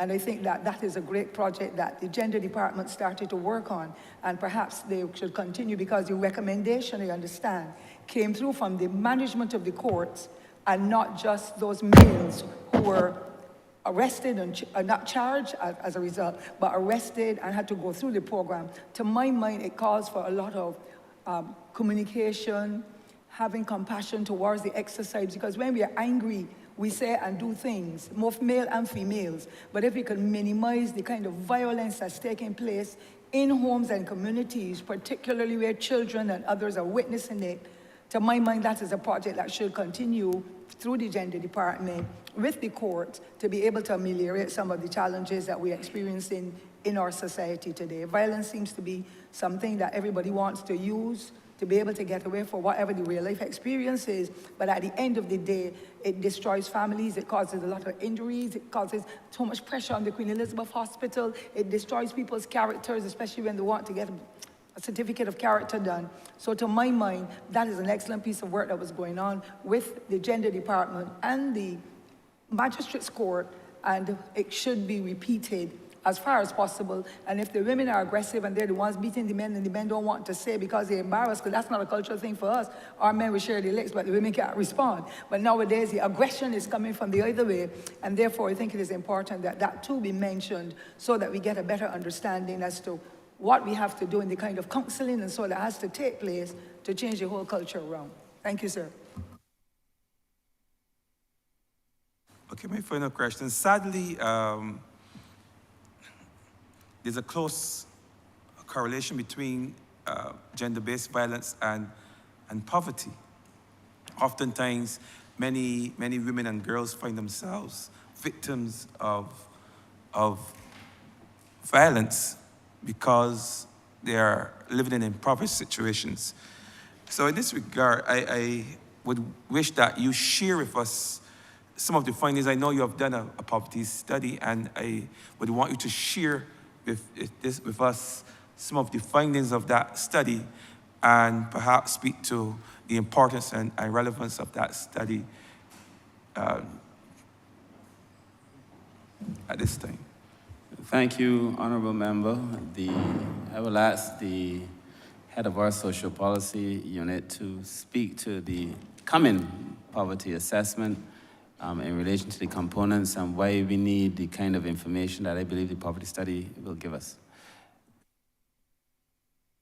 Okay, good afternoon. My name is Rianne Gibson. I'm the research analyst in the Ministry of People Empowerment and Elder Affairs. We haven't actually done the poverty study as yet. The last one was... Officer, just go a bit slowly. Say the name again, because the name wasn't quite clear. My apologies. My name is Rianne Gibson. I'm the research analyst in the Ministry of People Empowerment and Elder Affairs. Right, so in response to the question, the poverty study hasn't been undertaken as yet. There were 2 poverty studies that were previously done, and the last one was done in 2016, and that was undertaken by the IDB. At this point in time, the ministry is in the process of planning for an upcoming poverty study, which should start officially in June of this year. As you were asking, this information, as you did rightfully say, this information is important because it allows us to get the ministry, as we're talking about implementing transformative programs and inclusive prosperity. But we cannot plan and implement programs unless we actually know what's going on the ground, what are the living conditions of persons, actual understanding of their day-to-day, their income, the coping strategies and stuff that they adopt, and then this would be utilized to inform the programming. So at this stage, we have 3 of the regional and international development partners on board, and this would be the CDB, the IDB, and the World Bank, which is honestly, it speaks a lot to the strength of the information that we're going to be able to produce from this study, because in the previous iterations, one was done by the IDB, and there was another study done in 2010 by the CDB, but for this study, we actually have 3 well-known partners in the field that are partnering with the ministry to implement this study. It has 4 components. One is called the SLC, which looks at the statistical quantitative data. It has a participatory poverty assessment, which looks to get information, a more qualitative understanding of, goes into the communities, actually has focus group sessions, interviews with persons to find out more in depth how they're living, how they're coping, and then it also looks at the more macro side for the institutional assessment as well as a macro social economic assessment. So that work should be completed by June next year. We commence, with the reports and everything, the field work commences in June of this year. And once that is done, the information can be produced to inform our programming and also, as you said, to help develop and strengthen the policies that the ministry will be proposing. Thank you. Honourable Member, let me just add, thank you so much. Let me just add, Honourable Member, that this poverty study is perhaps one of the most important things you could have in a ministry responsible for social programming. It is unwise to think that you can do such large-scale programming without proper understanding of the data and the reality. I also heard very casually said that, by the other side, that there's no need to do a poverty assessment. And we all know that that's not the case. We all know that there is a need to do it. In fact, the 2010 study and the 2016 study, both of the poverty studies that were more recently done, were done by the other side. And I recommend the fact that this is a good practice to continue. And we should do a poverty study to be able to get that level of data. So this poverty study is called the Enhanced Country Poverty Assessment, or the ECPA. And as we are doing it with recognized partners to give us an understanding in a post-COVID environment, what are the new realities, and to allow us to devise bottom-up programming to basically tackle the issue of poverty in a comprehensive manner and in a manner that is respectful of the data. It's also good to have data. The Caribbean region has a dearth of data when it comes to the social side. One of the most embarrassing things for me when I was head of social policy, I think it's changed now, was that when you would look at the recordings in the region of the Barbados's contribution to the data, we'd always have all these gaps, always. And so we need to be able to fill those gaps and to be able to make proper programming. So the poverty study is extremely important. I commend the social policy unit for the work they've done so far to take us to this point. And the actual data collection commences in June, but the poverty study has already commenced in terms of the preparation and the design of the research instrument and so on. So it's an ongoing thing, and hopefully we'll have new poverty numbers soon.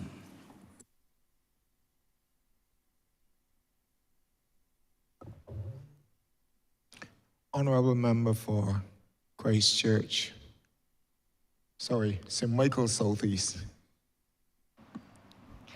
Thank you, Mr. Chairman.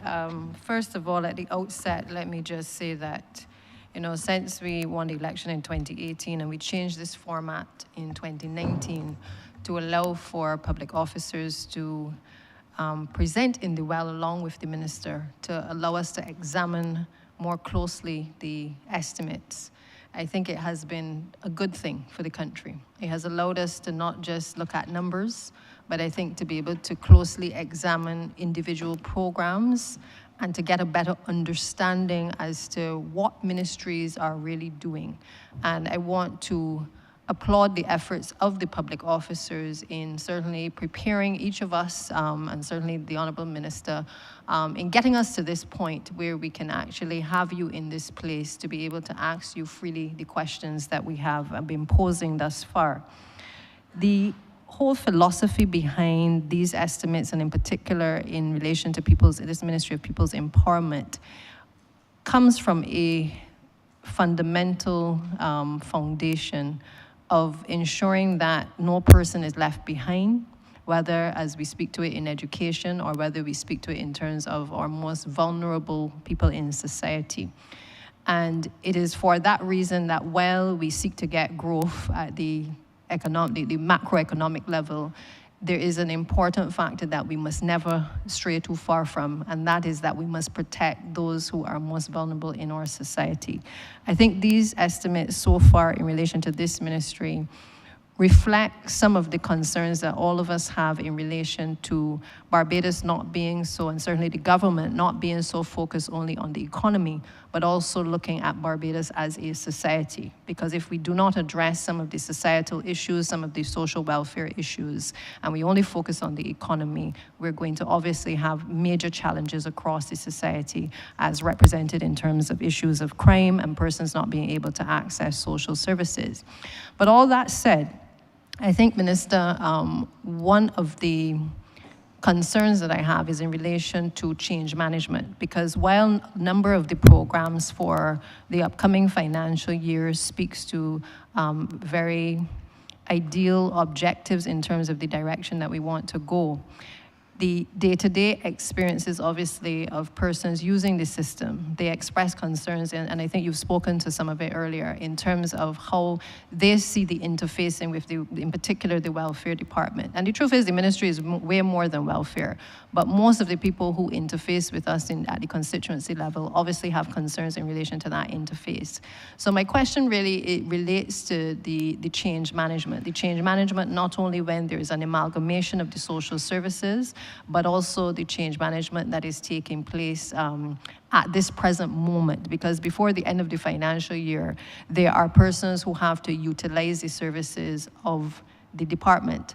And I think it is important that those persons believe that tomorrow morning they can go to the ministry and that they can seek out the services that they require without feeling as though, they don't want to either share the information fully, or that people are going to judge them in delivering that information so that they can access services. I've mentioned to you, Minister, and to your staff, and I must take this opportunity as well to commend the staff. I too have had the experience of good responses when I certainly have called. I don't think it is because of my position, because I've enjoyed a good relationship with the departments even prior to being in this position. And I think it comes from a feeling, just like the minister, that you must treat people with mutual respect. I have seen firsthand, even during the delivery of the care packages, for which I had responsibility with the Honourable former minister for the ministry, the hard work that is done within the department, the difficulty in terms of the human resources, and certainly all the other resources that need to be made available. And I'm therefore certainly concerned that as we make the transition, where in the estimates are we making that provision for the transition that must take place? Because we must be clear in our minds that there is support for persons now, that the right questions are being asked of persons as they interface with the department, that there is a speed with which those services are delivered. I have had situations within the last few days, for instance, where persons in accessing services, perhaps either they were not forthcoming with their questions, or in some cases the right questions may not have been asked. And as a consequence, families have been unable to access certain particular resources as a consequence. I therefore want to know that before we get to the financial year, that what are you doing in relation to the access to services by the general public?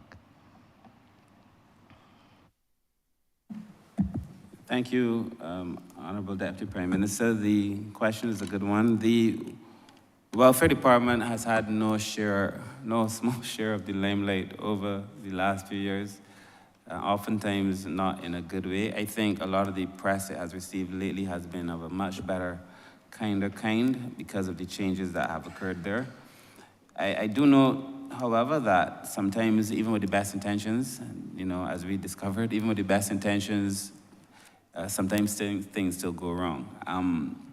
So there are a number of things that we would have done. The former permanent secretary had been mandated in her new capacity to do a deep dive into welfare, its processes, why things take as long as they take sometimes, what are the systems that are mechanical that should be digital, how many persons are on the welfare list that probably shouldn't be on the list, and so on. So we did this deep dive into welfare, and we now have before us a set of recommendations in relation to how to go forward. That's the first thing, in terms of just the processes, getting those processes right. The other thing was that I know the Welfare Department has also done a lot of training in customer relations, and a big part of that is in how do they relate to the public, I also am very, very well aware that by the time most people get to welfare, most people come there angry, you can't go through a level of, you feel disappointed, something has gone wrong in your life that takes you to welfare. Welfare is not the path that you take if everything in your life has gone right, So a lot of people, by the time they get to welfare, are already angry or they're already hurt. We know hurting people hurt people, and sometimes they lash out. And you have to understand that most of these social workers understand this. They're very professional. And so a lot of that customer relation training in terms of how to treat persons when they come.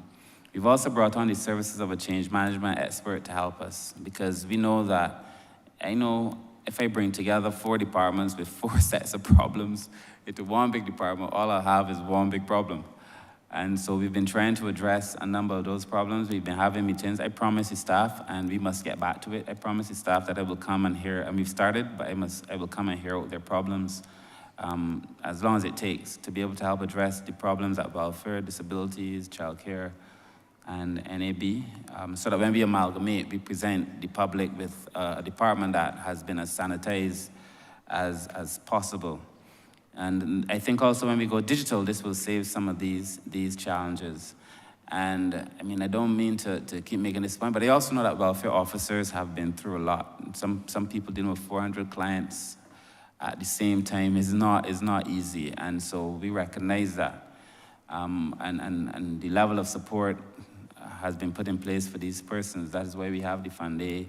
That is why we have these weekends now. Every now and then we circulate these things where we have fun evenings and just try to take the temperature down. Because no system, no matter how efficient that system is, no system can function without a release valve. You need to let the pressure down in a pressure cooker or it would explode. It's simply the way it is. So I take the point, and we've been doing a lot of work to make sure that the welfare department and the other departments, because it's not only welfare, all the other departments continue to offer excellent service to the public. And I do believe we've seen a significant turnaround in the way that we've been treating to people in the ministry and in the department. I also know, because there was a study done, and most people don't believe this when I say it, but there was a study done by the university that had nothing to do with this ministry. We weren't involved in the data collection, its analysis, or anything. I remember for St. James South when I told her, she didn't believe me, but the study revealed that almost 62% of the clients of the welfare department, when they were contacted, they felt satisfied with the level of service and treatment. 62%. So that's not me. I didn't do the study, that was the university by Professor Devonish. Yeah? So if there are questions, I'm calling his name, so that if there are questions, you could check with him. But the persons who do not get through or don't feel treated well, people who are upset normally talk more. So when the interviews were done scientifically, a lot of people were satisfied. But I think one case is too much. One person who falls through the cracks, too much. So we have to work very assiduously to seal those cracks. Today we had an example of something that has gone right and yet has gone wrong. The deputy chief was working to make sure we resolve a situation, which we thought we did, only to find that we hadn't, but through no fault of the welfare department. So these things happen, and we're going to continue to make sure that it becomes the exception and not the rule. Thank you, Minister. And I'm grateful that the agency recognizes that there is still work to be done and that it is a work in progress, certainly, and grateful to the officers for resolving the issue at hand. I want to turn attention, though, to the issue of homelessness. There's been recent reports mentioned regarding about 30% in terms of the increases in terms of homelessness across the country. There are times when I am at Parliament and when we're in a break, I go close to the balcony and I often would look outside and I would see a number of the persons who are homeless on the streets, on the outside. We can see when they're being fed. You almost see a scarcity of persons, and then all of a sudden you see a number of people in the square. And it troubles my soul, because I also know that even with the hoarding of the NIS building, we recognize that persons were displaced from being within the city areas as well. And we've seen an increase in the numbers, certainly even by the old Louis Lynch Secondary School, and other areas popping up across the city. My question to you, though, is that while we have put a lot of resources in relation to the Barbados Alliance to End Homelessness, a trend has developed in recent times as it relates to women and children going into the shelter. And I know that we can never do enough, I think, as a government to provide emergency housing. While that is certainly high priority, there are obviously challenges, especially as a result of Hurricane Elsa, that have set us back in terms of our housing program. So while it is ideal, we certainly have not yet met the mark in being able to provide that housing. I know that some of the challenges you face as well in your ministry is as it relates to being able to provide housing. You often say to me, Minister, that your ministry does not provide housing. It is not the housing ministry. And therefore, my simple question to you is, how does that relationship work with the shelter? Because it cannot be that when people are being evicted out of their homes, that they find themselves, particularly with children, within a shelter. A shelter is no place for children. I have seen some kids having to go to school, in some cases, from the actual shelter. I know that efforts are made to try to get them out as quickly as possible, but where in the estimates are we looking at this as a trend that has developed, and what are we doing in terms of the resources to apply to that particular concern that has been expressed in the media? Thank you, Honourable Deputy Prime Minister. Let me say that the situation with homelessness has obviously captured our attention as well. That is why the ministry is engaging in a policy to help us with the homelessness situation. We've also just done a count of the homeless, the first point-in-time count of homelessness in Barbados, a count that I think we have to repeat to be able to get a proper mean. But that count showed that there were 200 and something, don't have the exact figure, persons at the time, but I think we need to do that about 4 times so that you get an average. Different days, different times of the year, different times of the day, to be able to get an understanding. of the situation of homelessness. And then, of course, as you're aware, we supported the Alliance to End Homelessness with, and since we came into office, with $500,000. And that $500,000 was meant to do a number of these things. I expressly stated when I began my philosophical belief, which is that the ministry has to deliver a lot of its programming through the NGOs that are there to do this work. If you want to exist in an NGO and you do the work, we will support you. And that is why you would find the HIV community, the gender unit just mentioned that they work with 9 persons and gave them more financing. We gave more financing to the battered women's shelter. We supported NGOs around the elderly. We've been supporting NGOs because the philosophical belief is that the government could facilitate, it doesn't necessarily have to deliver. My challenge is this: when I do that, based on my strong, deep-rooted belief that we will support an alliance or any other shelter, it becomes very difficult then to be told you're not doing anything when the financing has been given to you to help the government do the work.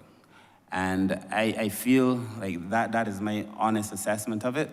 The government has assisted on that level. We've supported the alliance. I do know, of course, in the whole scheme of things, were we to try to do it, it would cost a lot more than $500,000. And there's a lot more to be done in that regard. As it relates to women and children, I am not yet convinced that we've seen such a mass increase of homeless women and children. I would tell you that there have been some women who've been displaced with children, yes.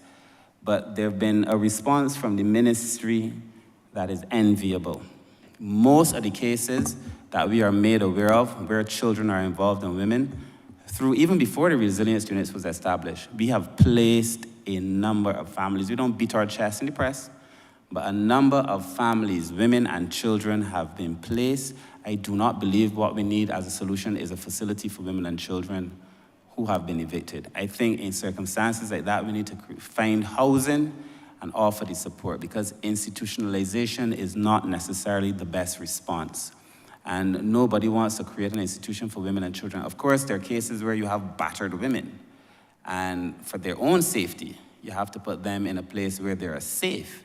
And we have, in both instances, we have to work with the NGOs to make sure that those NGOs are in a position to offer the kinds of support services that they need. But I will never be the minister who would suggest or support the building of a facility for women and children who are evicted, never. I think in those cases, first of all, we have to work to make sure that it is minimized.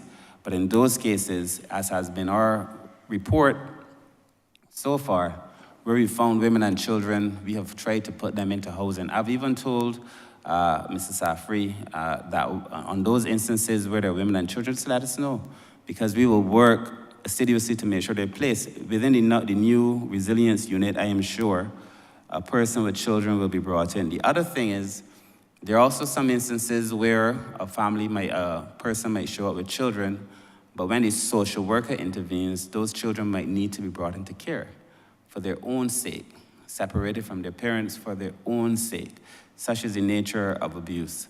And these matters are obviously a lot more complicated than they first appear. So I would want to house every single person who's been evicted with children. I do not support the building of a facility to do it. I think we need to put them in housing, because otherwise this idea of dignity is just a word.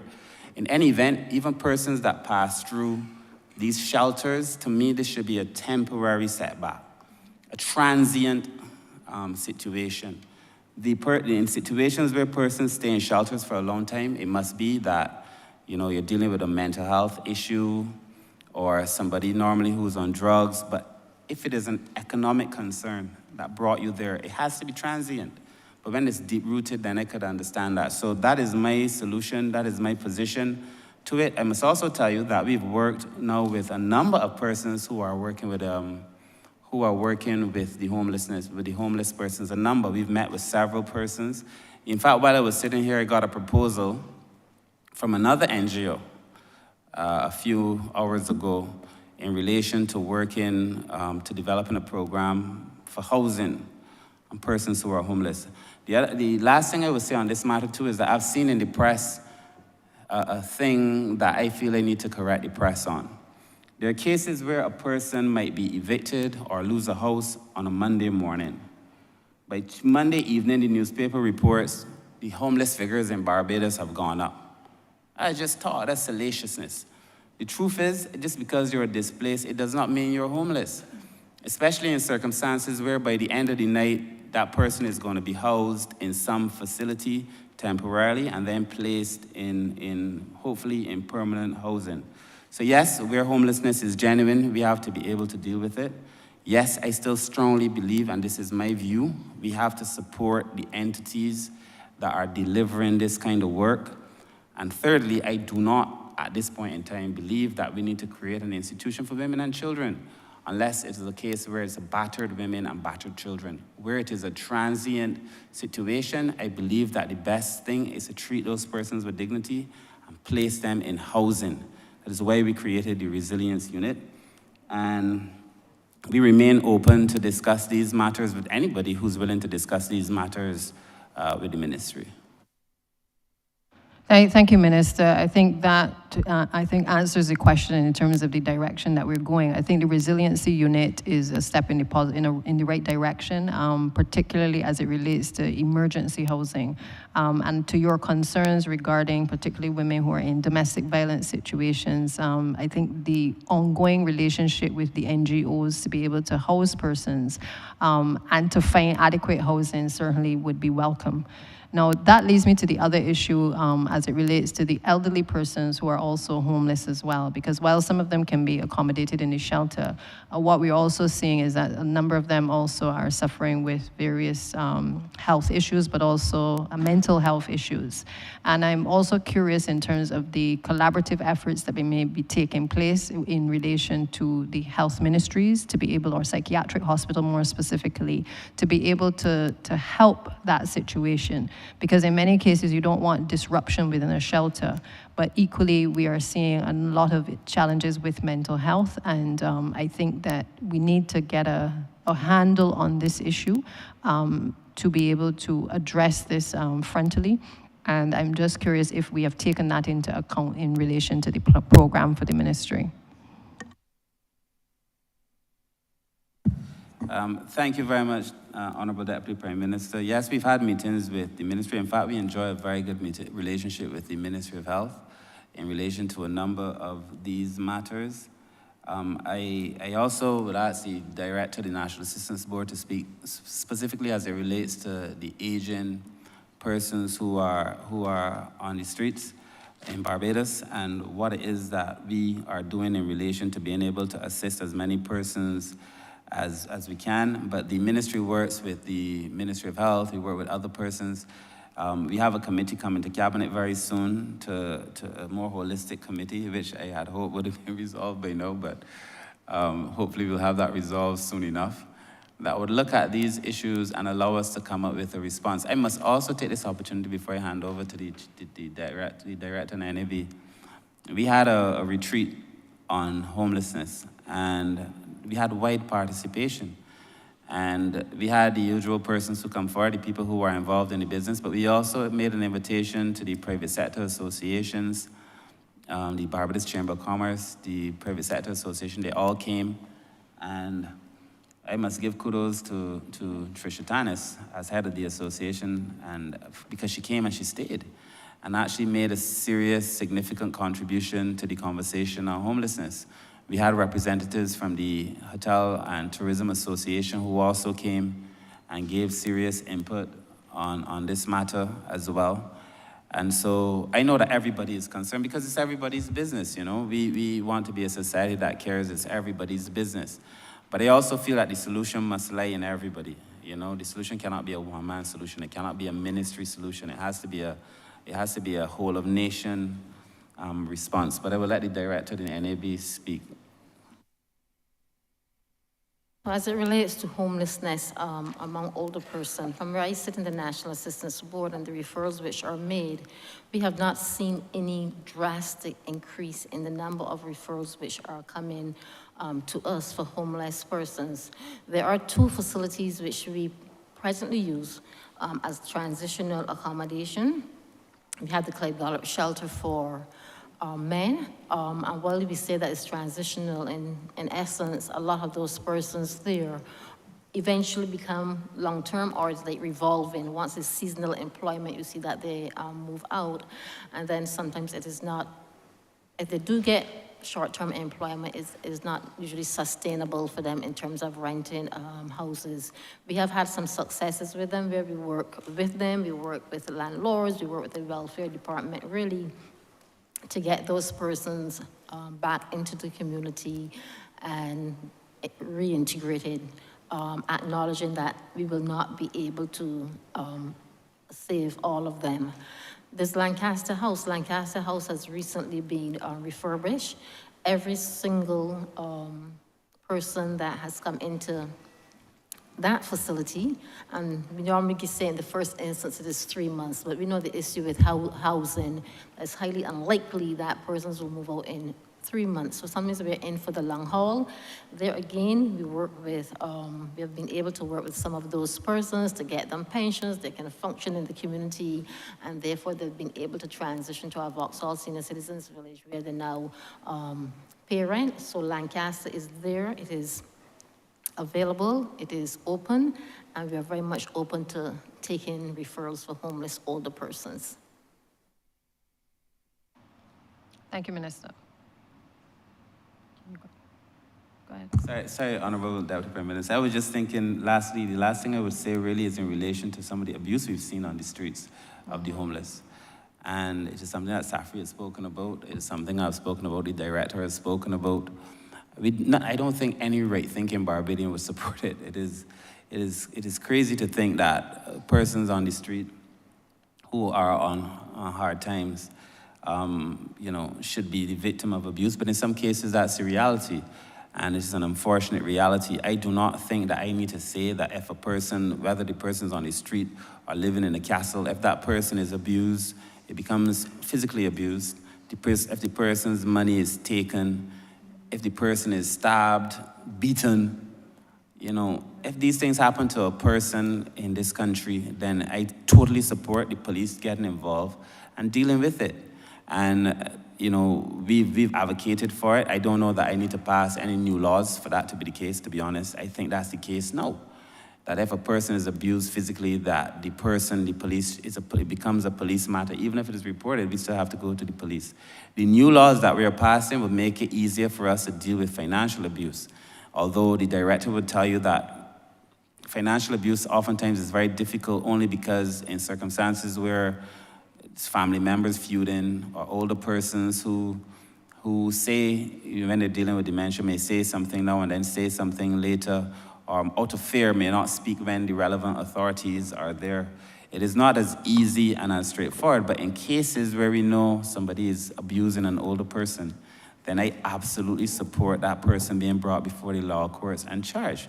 And our new legislation, when it is finalized, will make sure that that is the case. We also have to strengthen the NAB as part of the Directorate for Elderly, as part of the Family Services Authority, to have the officers to be able to go out and do that kind of work. So I think, truth to be told, we are all of like mind in this matter. And the question now remains for us, one, to continue to engage the police to follow up, to do this work. And then, people will tell you too, a lot of persons on the street, I was having a conversation again very recently with Kimar Safri, and a lot of those persons on the street, it's very difficult to get them off.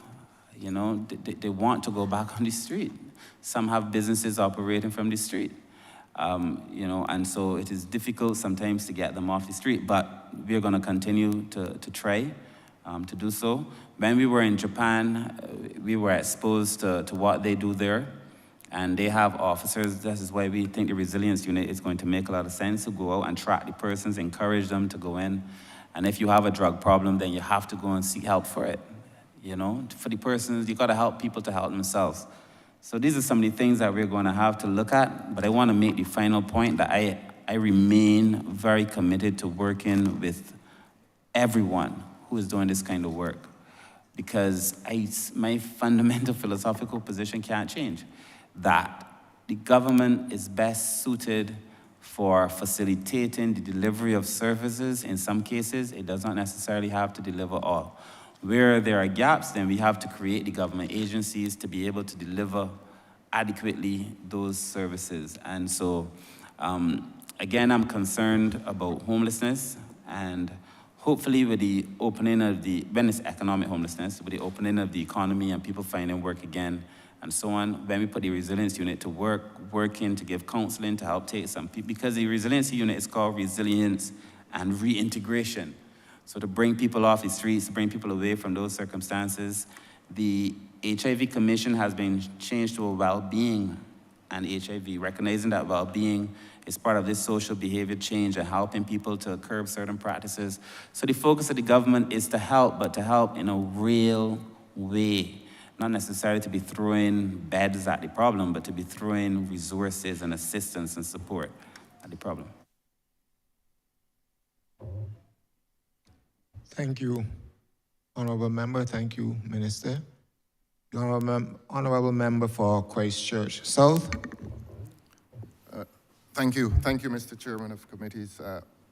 Minister, I am directing my attention and yours to page 175 of the volume, in the event that you have it. And that relates to the Welfare Department and money spent in and by that department. And I am taking you to item 314, that is grants to individuals. And there was an actual expenditure in year 2022-2023 in the amount of 41,820,142. That is to the nearest, that would be, we would describe that as $41.8 million. Now, this year's budget estimate, and that was the actual expenditure. This year's budget estimate is in the amount of $33,543,176.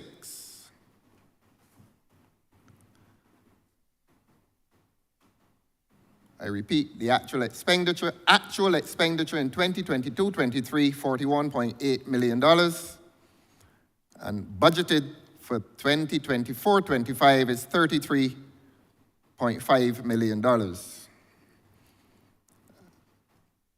which on the face of it is a decrease from 2022 to 2023. Now, we all know that these estimates are supervised by the Ministry of Finance, and there's a sense in which your responsibility relates only to the claim, except that the decision to budget comes from the Ministry of Finance. On behalf of the public, I would ask, in an environment of reasonably high unemployment, in an environment of inflationary trends, could we explain why the figure that is budgeted would have decreased?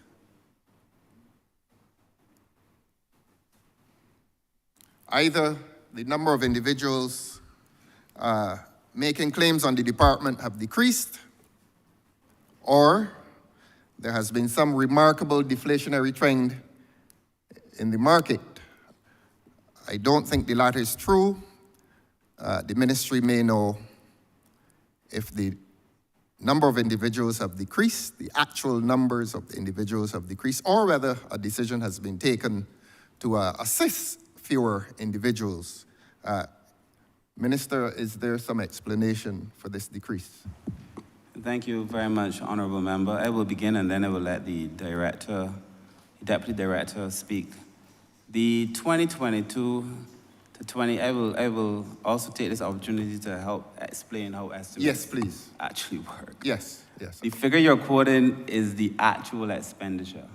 Yes. The number that you're comparing actual expenditure to is budgeted expenditure. Yes, correct. If you were to find the files for the year before that spoke to the budgeted expenditure for 2022-23, it would be less. It would probably be about $6 to $7 million less. You would also know that the 23-24 figure does not right now include, we went for a SUP for about $6 million. Yes. So these figures next year will not be 32 million, these figures will be about 37, 38 million. Yes, you go for supplementals. Exactly, so this figure, the 41 million, would include the SUP.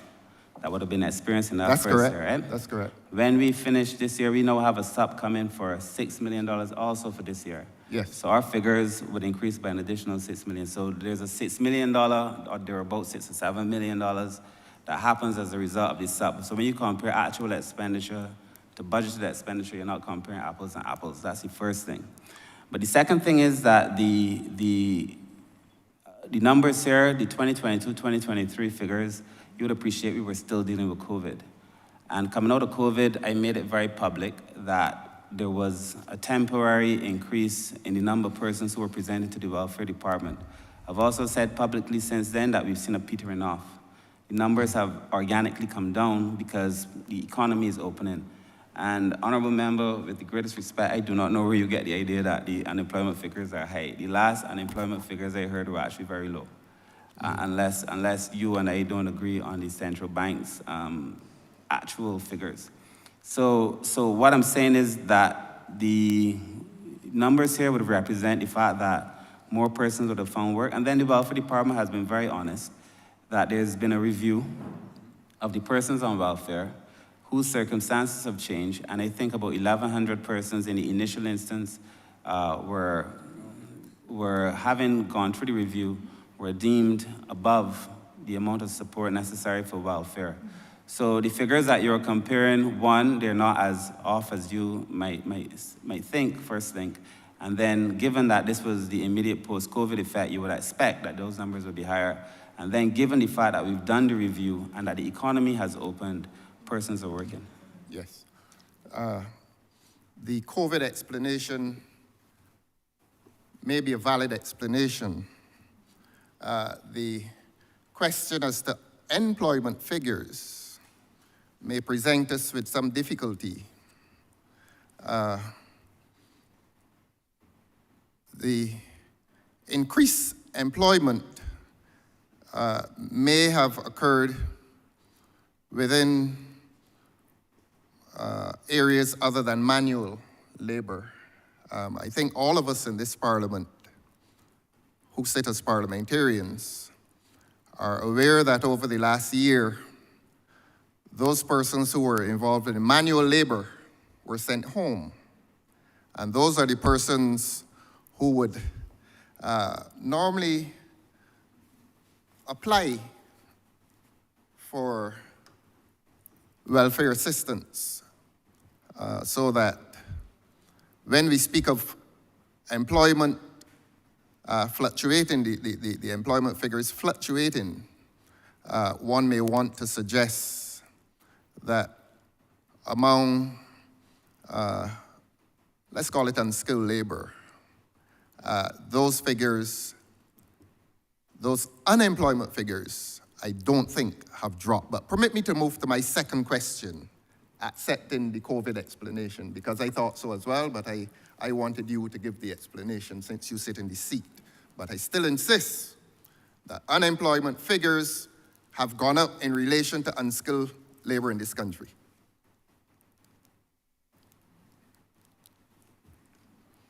Now, I'm still at page 175.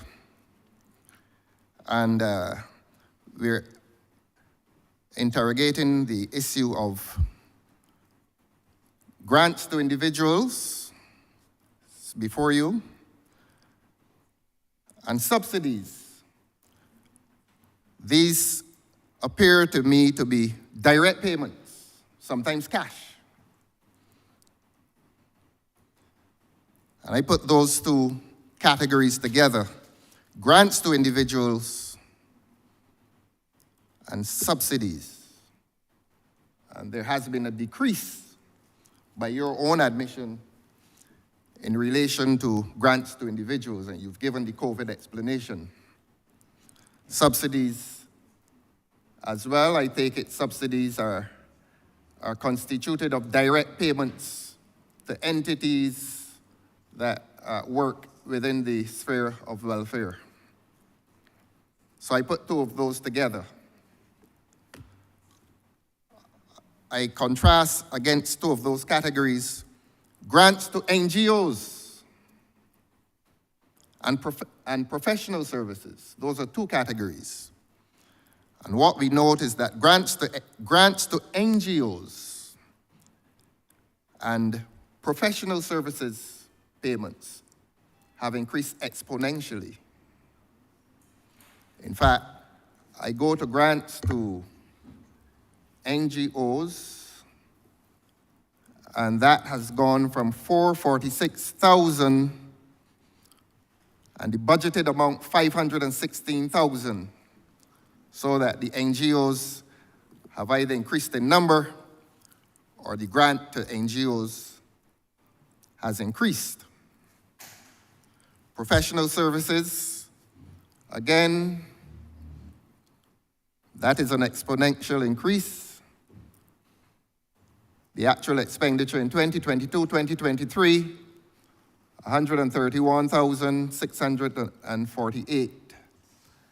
And that climbs remarkably high to 511,000. At quick glance, that is a rather high percentage increase, albeit budgeted, Minister, budgeted. Now,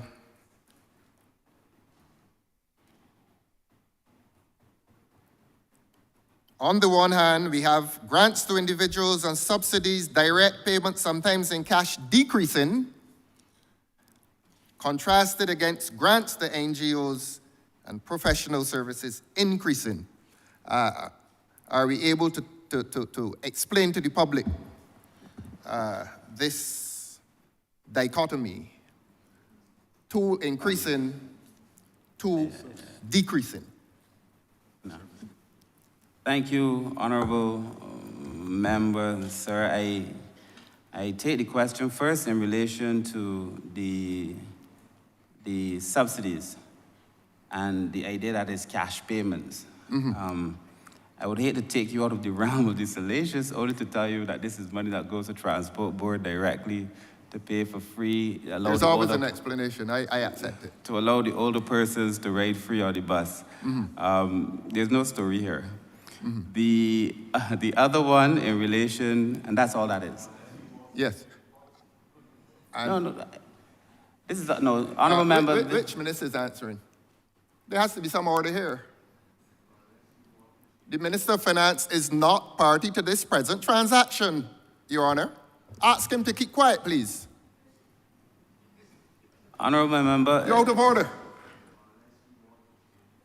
Your Honour, please invoke the rules, the standing orders of this House, and ask the Honourable Member for Christchurch East to keep himself quiet. Honourable Member, treat that as an aside and ignore. Proceed. Well, I'm hearing it. I'm Sir, hearing sir, it. sir. Not entertaining asides. With your leave, because there is a record, it was not the Honourable Member for Christchurch East. The Honourable Member for Christchurch East is here. East Central, I beg your pardon. And you were well mannered. So I'm sorry to have accused you of bad manners. I accused the wrong person of bad manners. I apologize to you, Honourable. May we get back to the matter? But is he persistent, sir? Please keep him quiet. Honourable Member for Christchurch East Central. You are out of order. There's standing orders in this House. And when a debate is going on, a member who is not party to the debate actively must keep quiet.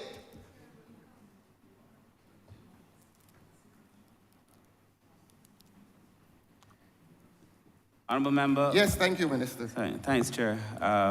May I proceed, Chair? Yes, Minister, you may proceed. So the grants to nonprofits are simply the ridership on the bus. The subsidies are simply the ridership on the bus. The grants to nonprofits, which you call a substantial increase, and I thank you very much. Yes. for your kind words. Yes. Because this is money that we pay to Salvation Army.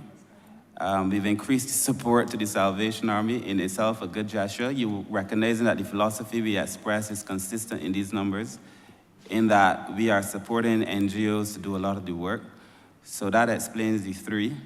The number for the professional services that you see here, we have brought on contract social workers, some temporary social workers to help us deal with the backlog that other members would have complained about, to bring us as we go into the amalgamation with a clean slate to get rid of that backlog. So this represents the increase in temporary social workers to help us get the backlog. So I hate to tell you, but I know you're probably genuine in intention, but there's really no story here.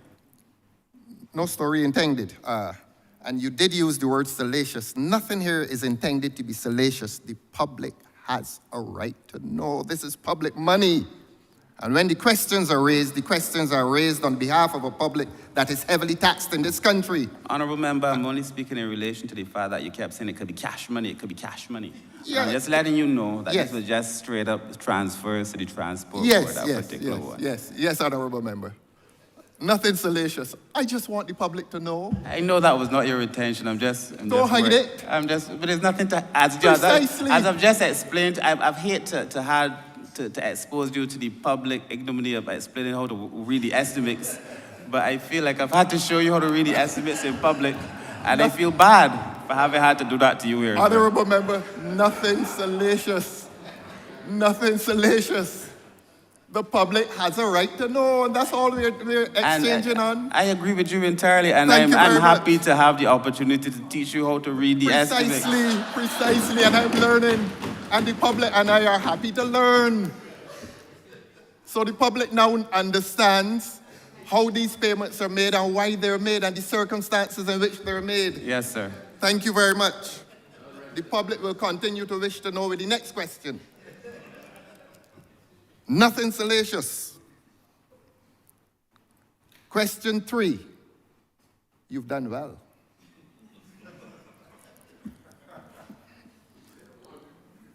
I heard mention of, nothing is to be hidden in here. I've heard mention of the Barbados Alliance to End Homelessness.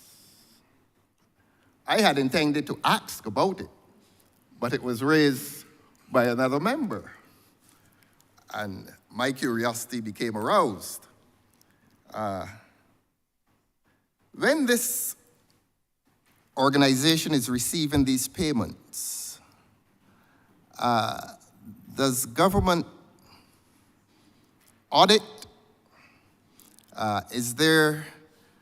Does government provide project management supervision? Or is this, I think I heard the sum of 500,000. Or is the sum of 500,000 just given without supervision, without more? Please tell the public. Nothing salacious.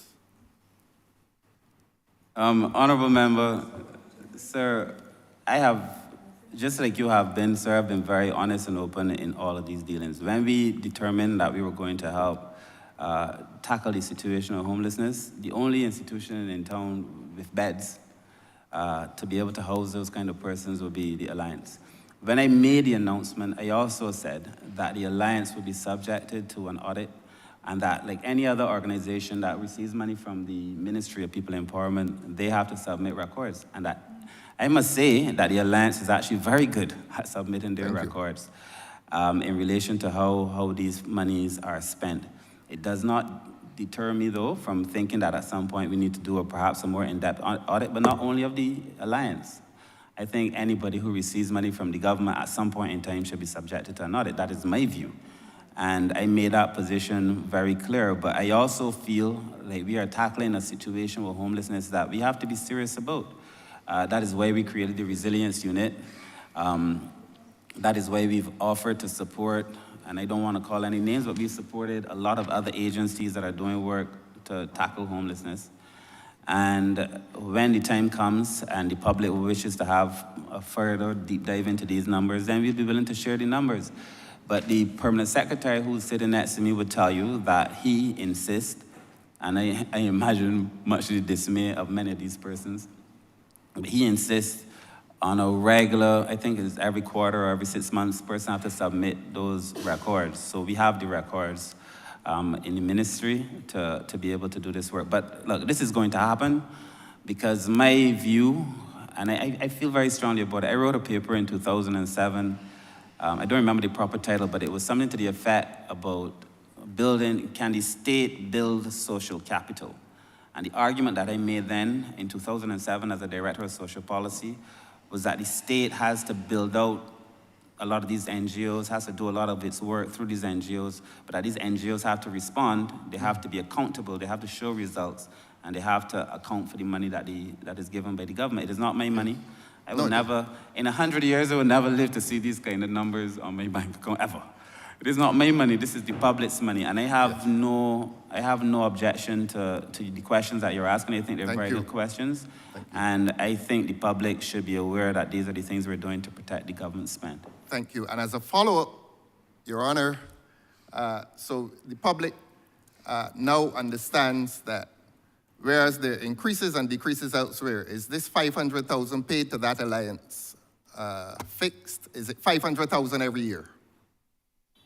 To the Barbados Alliance to End Homelessness? Well, as long as the Alliance continues to offer the only support in terms of bedding and so on, the $500,000 that we offered to move, bear in mind that the Alliance was working to do this work without government support before we came in. Yes. We initially offered some support to the Alliance, and that allowed us to have more persons stay in the beds to receive food and so on and so forth. But then there was no 24-hour support. Yes. We went through and we have the record. I think you're misunderstanding my question. No, I'm answering the question. Patience. Oh, I see. You have grown a man without patience. Yes, I am. I am impatient when it comes to the public's money. Huh? When it comes to the public funds. You are impatient when it comes to the public funds? Impatient. Oh, Impatient. okay. The point is this, though. The $250,000 that we've now allocated to the Alliance is to make sure that we have a 24-hour shelter. As long as we need that Alliance to have a 24-hour shelter, the answer to your question would be that we will continue to offer the support. So there was an additional $250,000, so it's $500,000 that we give to the Alliance to End Homelessness.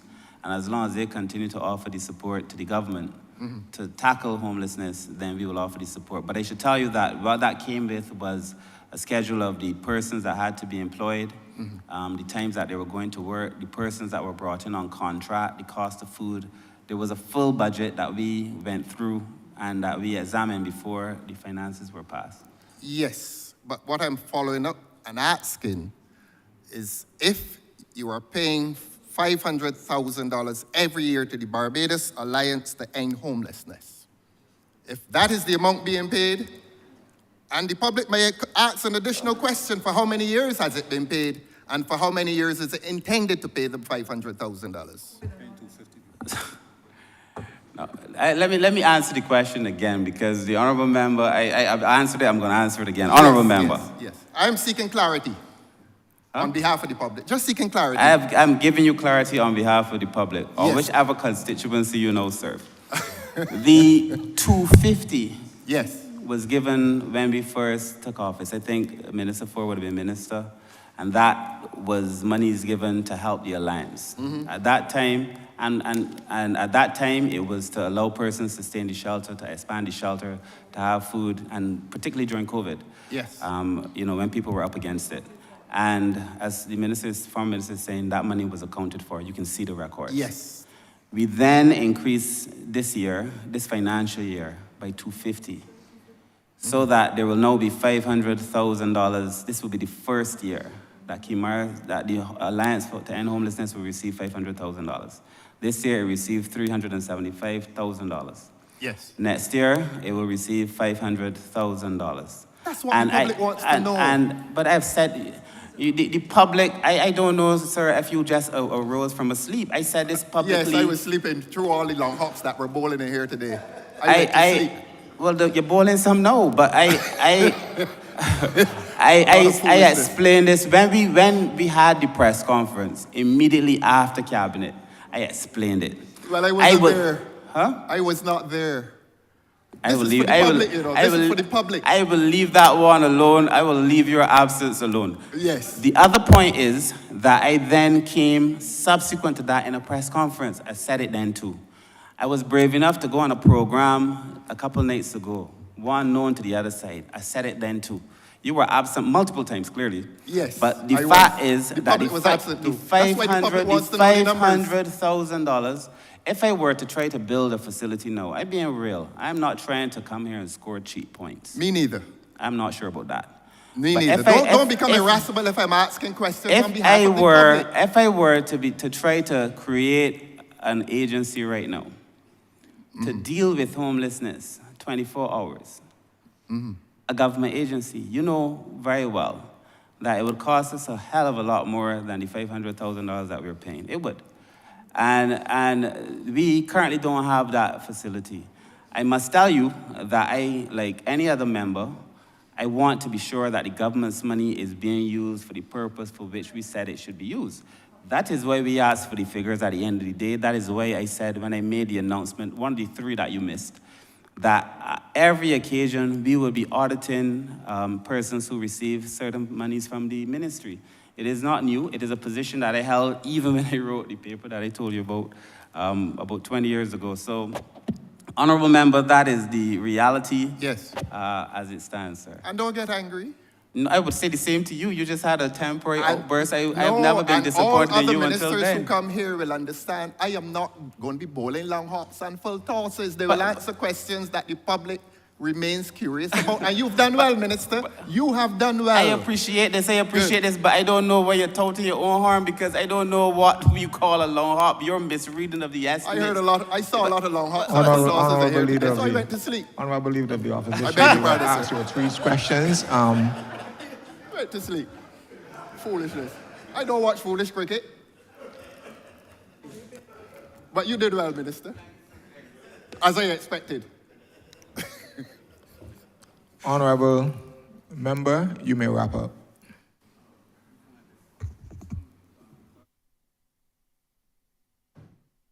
Honourable Chair, thank you so kindly for allowing us to have the opportunity to speak during the course of this conversation. You would have seen from the presentation from my staff that they're well equipped to deal with the challenges ahead. I think every single one of them acquitted themselves well today, and it is merely a reflection of the work that they would have done over the last few years. I am satisfied that the ministry is on the right path in relation to delivering services to those who most need those services. I had a view that we have to be clear about how needs are met, how problems are managed, and what opportunities for advancement are created in this ministry and in this country. I also had a view that that growth must be inclusive growth, and I made the point earlier that any kind of progress must be inclusive. Inclusive prosperity must be the way forward. I believe that the ministry has shown that it has done that. I think that the public is satisfied, should be satisfied that we would have done the level of work that is necessary. The vulnerable groups for which we have responsibility, whether it be the elderly, persons with disabilities, children, persons living with HIV and so on, can rest assured that we continue to have them as paramount in the work that we do. The numbers speak for themselves. We've offered the most monies here in terms of the treatment to the social services sector. And I do know that more monies are to come to allow us to build out the elderly facilities and hopefully the secure treatment center. I want to thank my staff again. I want to thank all honourable members who participated in the conversation during the course of the day. And with that, I would wish that Head 35 stand part.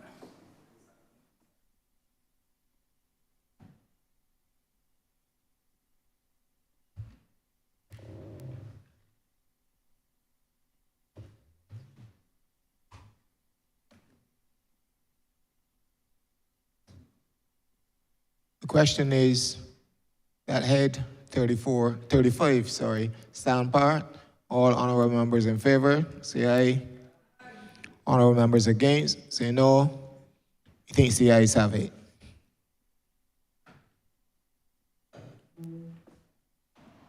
Honourable Leader of Government Business. Mr. Chairman, I beg to move that you do now report progress to His Honour the Speaker and beg leave to sit again. The question is that I do now report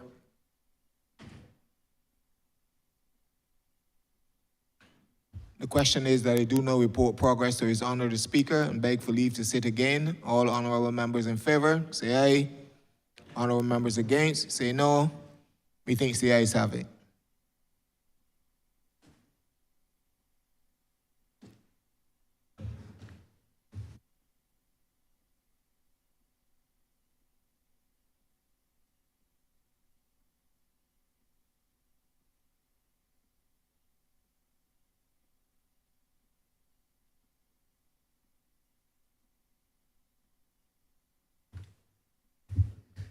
Chairman has reported progress and requests leave to sit again. Honorable Leader, Government Business. Thank you, Mr. Speaker. With that, we've come to the end of today's sitting. I therefore beg to move the suspension of the House until 10 a.m. tomorrow morning. Something wrong? The question is that this honorable chamber be suspended until tomorrow at 10 a.m. All those honorable members in favor, please say aye. Those against, please say no. Meeting the ayes have it. This honorable chamber stands suspended until 10 a.m. tomorrow. Please be reminded that this chamber commences at 10 a.m. and not 10:30 a.m. or 10:45 a.m.